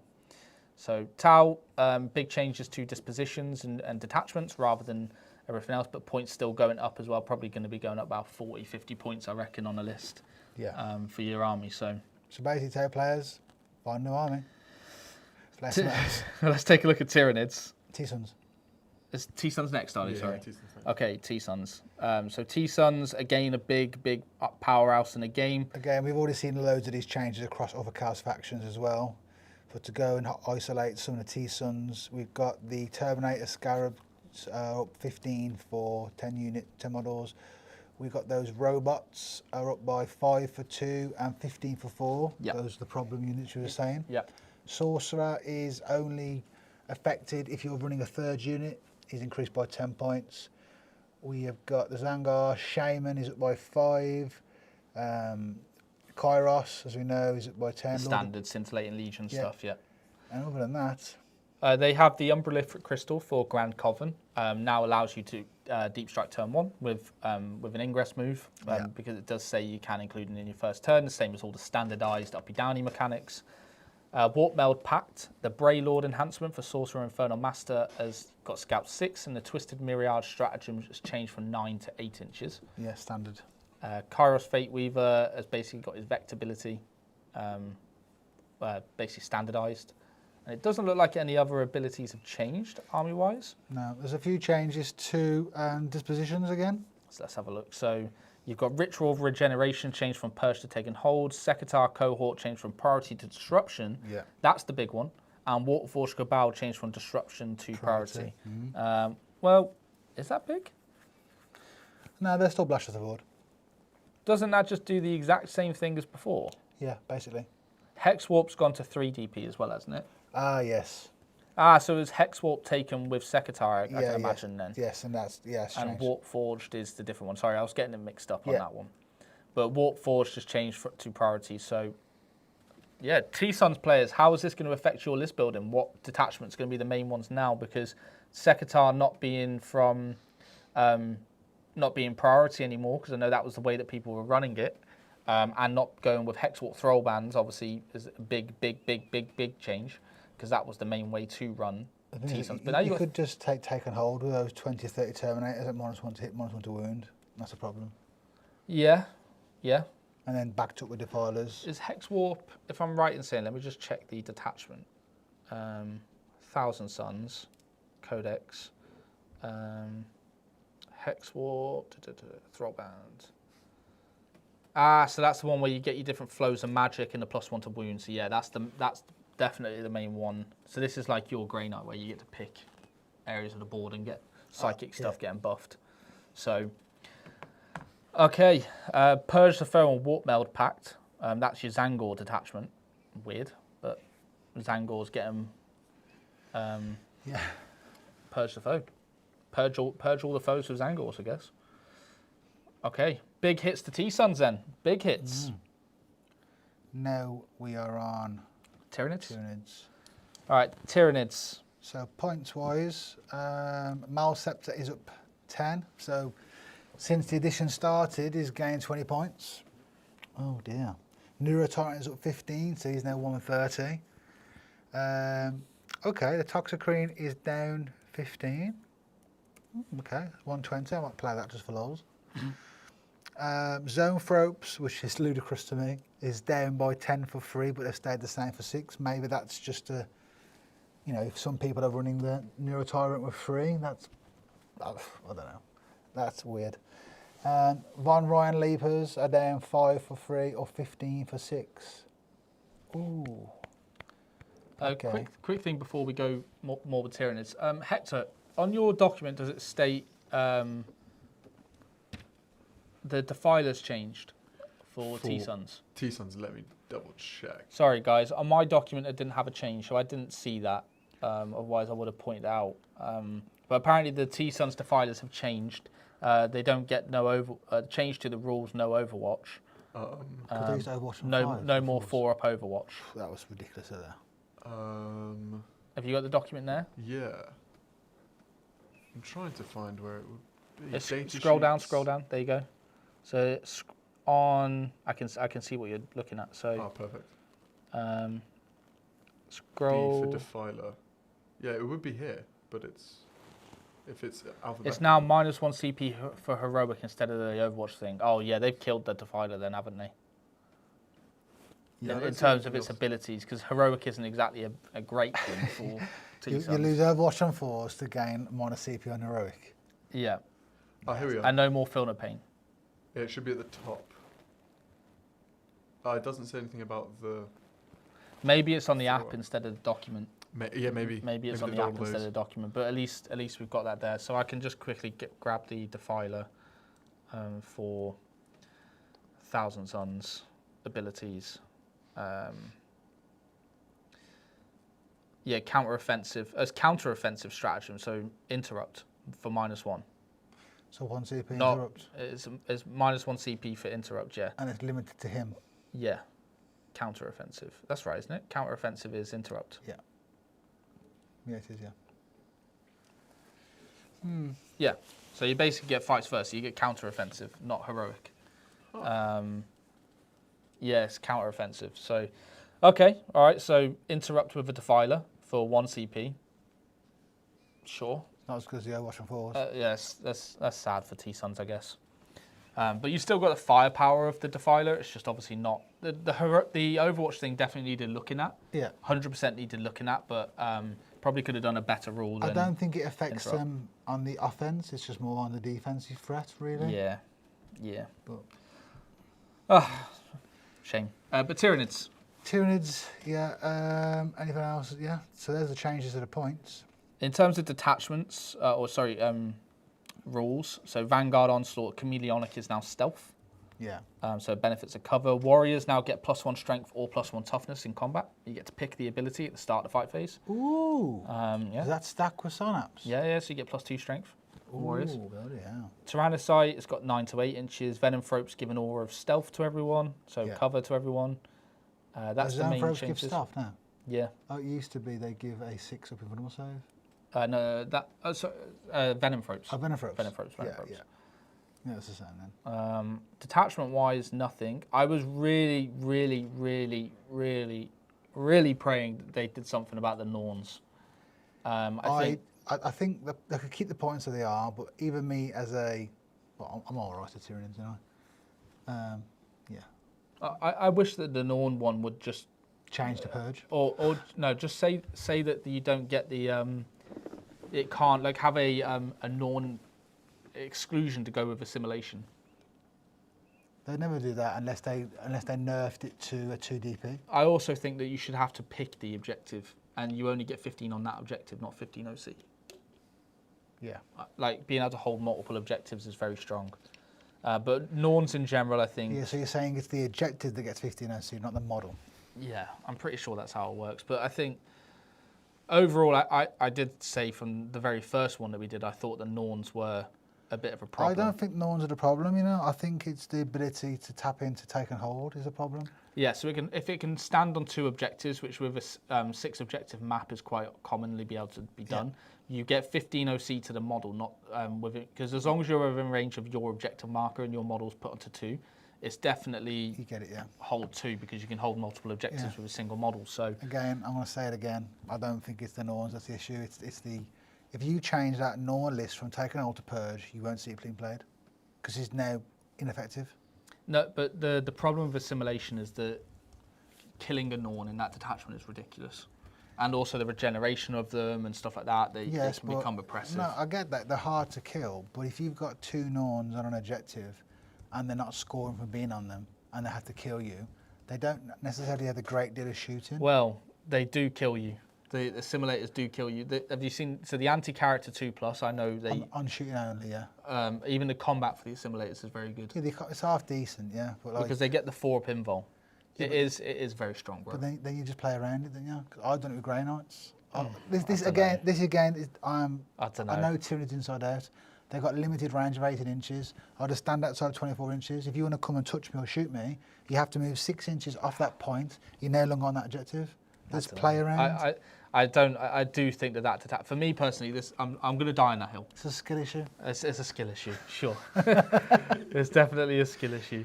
But yeah, that is the Tyranids one. So let's take a look then at World Eaters. So the final one we've got. This is the last one. So I'm excited for this one, to be fair, because they're in a better place. They've had a lot of points decreases. Yeah. Should we just go through them quickly? Yeah. Angron is down by 20. Chaos Rhino is down by 10. Predator's down. All those standard changes to their vehicles. The Defiler is the only Defiler that's actually got a points decrease, because obviously we all know that World Eaters on 4s. With their cover stuff, yeah. Yeah, but they get rapid fire, so pros and cons. Forge Fiends are down by 20. Again, that's going to tie into the effects of cover and the fact that they're going to go from 4s to 5s. We have got Lord Invo down by 10. The Lord on Jug is down by 10. Khorne Berserkers for 10 is minus 10. Khorne Berserkers for 20 is down by 15. Mauler Fiend is down by 5 for the first 2 units, and even down by 5 if you want to run a third one. We have got, this is the favourite one, yay! The 8-bound for free, down by 10, so 125 points for free 8-bound, or it's 255 for 6, and you don't get any point tax for taking a third unit. And the exact same for the Exalted. The first 2 units are going to cost you 130 points because they're down by 10, and again, no points tax. Okay. Pretty spicy. Yes, I think there is a point tax, 140 points if you take in. Oh yeah, but there's no So you're going to gain, so you get 15 points tax. Yeah, so it's basically 15 points tax, but it's not like. It's gone down from the original cost. It's got a massive drop. Yeah. There's been a couple of FAQs. One is the Cult of Blood detachment. Infantry Butcher Lord enhancement lets one infantry have World Eaters model have infiltrate. And then the Khorne Demonkin detachment, the Disciple of Khorne enhancement, basically gives the bearer deep strike, and it has the Blood Legions faction keyword instead of the World Eaters faction keyword. So that's all the changes in terms of rules for them. In terms of their detachments and the dispositions, Butchers of Khorne's gone from disruption to taken hold. Butchers of Khorne is the Terminator detachment. And that's, Brazen Engine's gone from purge to disruption as well. Berserker Warband still purge foe. So, okay. Yeah. Is that enough though to make World Eaters viable? Well, hopefully, I mean, that's a lot of points back. You get a unit or 2 in your list, right? Yeah. Fingers crossed, you get a decent amount back. Angron going down 20. I just run a 36. 36 8-bound. 36 8-bound. You do love your 8-bound, don't you? Yeah. Yeah. So, okay. That's everything with them. I think World Eaters, I don't know how much this is going to change them too much. I think they're probably still going to struggle just because of their movement. 36 8-bound. That's all you need. That's all you need, mate. You've got 1 turn to kill me, or you lose. Or you lose. Game over. GG. Oh, you got a Norn, I see. Kill the Lord, yeah. Okay. All right, well, that is all of them. We finally got through them all. Woo! Biggest winners, biggest losers. Biggest winners. Oof. It's hard to say because of the disposition changes. Yeah. I think it's hard to say because of how Persia Foes changed in terms of the mission layouts, and it's going to 6 objectives in every mission. How does that impact the games? How do certain armies work with priority assets? Are they going to do better with those detachments? Yeah. that has a massive impact in terms of we need to kind of see them out in the wild, don't we? I think Orks and Tyranids are gone off very lightly. Tyranids, though, is a weird one, though, isn't it? Because they've not really been putting in massive event results. They've been kind of like... Yeah, little RTTs and like... Yeah. Do you want me to run them and show what I can do with them? Go on then. Just not against me. I'll give a game in a minute after. Yeah. I'll just keep putting Tyranids on my bases. I think... I know, again, I'm not a fan. I've said this to George many times. I've been asked to jump back on Tyranids and go to a team's event and play 3 or 4 Norns. I'm like, I can't bring myself to do it. It's boring. Like, But I still think Tyranids have some very good detachment combos, though, don't they? Like, Tyranids have got some good ones, but I think... I think people are sleeping on Subterranean Assault. Yes. Well, Disruption's now had a few buffs. Disruption, Subterranean Assault. If you can keep those Ravens alive, well, problems. Yeah. And Hive Guard in there with the -1 AP, but ignores cover with sustained and lethal if you next The Hive Guard are good. Yeah, the Hive Guard are good. God, insane. Yeah, very good. I think Grey Knights are not a massive winner, but they're definitely winning now with their army rule coming No, a bit they've back. got that back, yeah. Imperial playing, Agents, massive winners because they can actually start to yeah. combo some detachments. Hector, who's your biggest winner? Ooh, honestly, Necrons, because You they're would say they're that, actually realistic now. You shouldn't have been able to. I know that it's technically a A nerf. winner in terms of they got debuffed. I think that debuff was probably the most needed debuff in the game. They're realistic now. As in, like, you can't just bring back the character. I think that was so cheesy. Yeah. That was so cheesy. That's So the fair. fact that's gone is That's really fair. nice. Yeah. Really, really nice. I think Dark Angels were a big winner. With the Lion, yeah, for sure.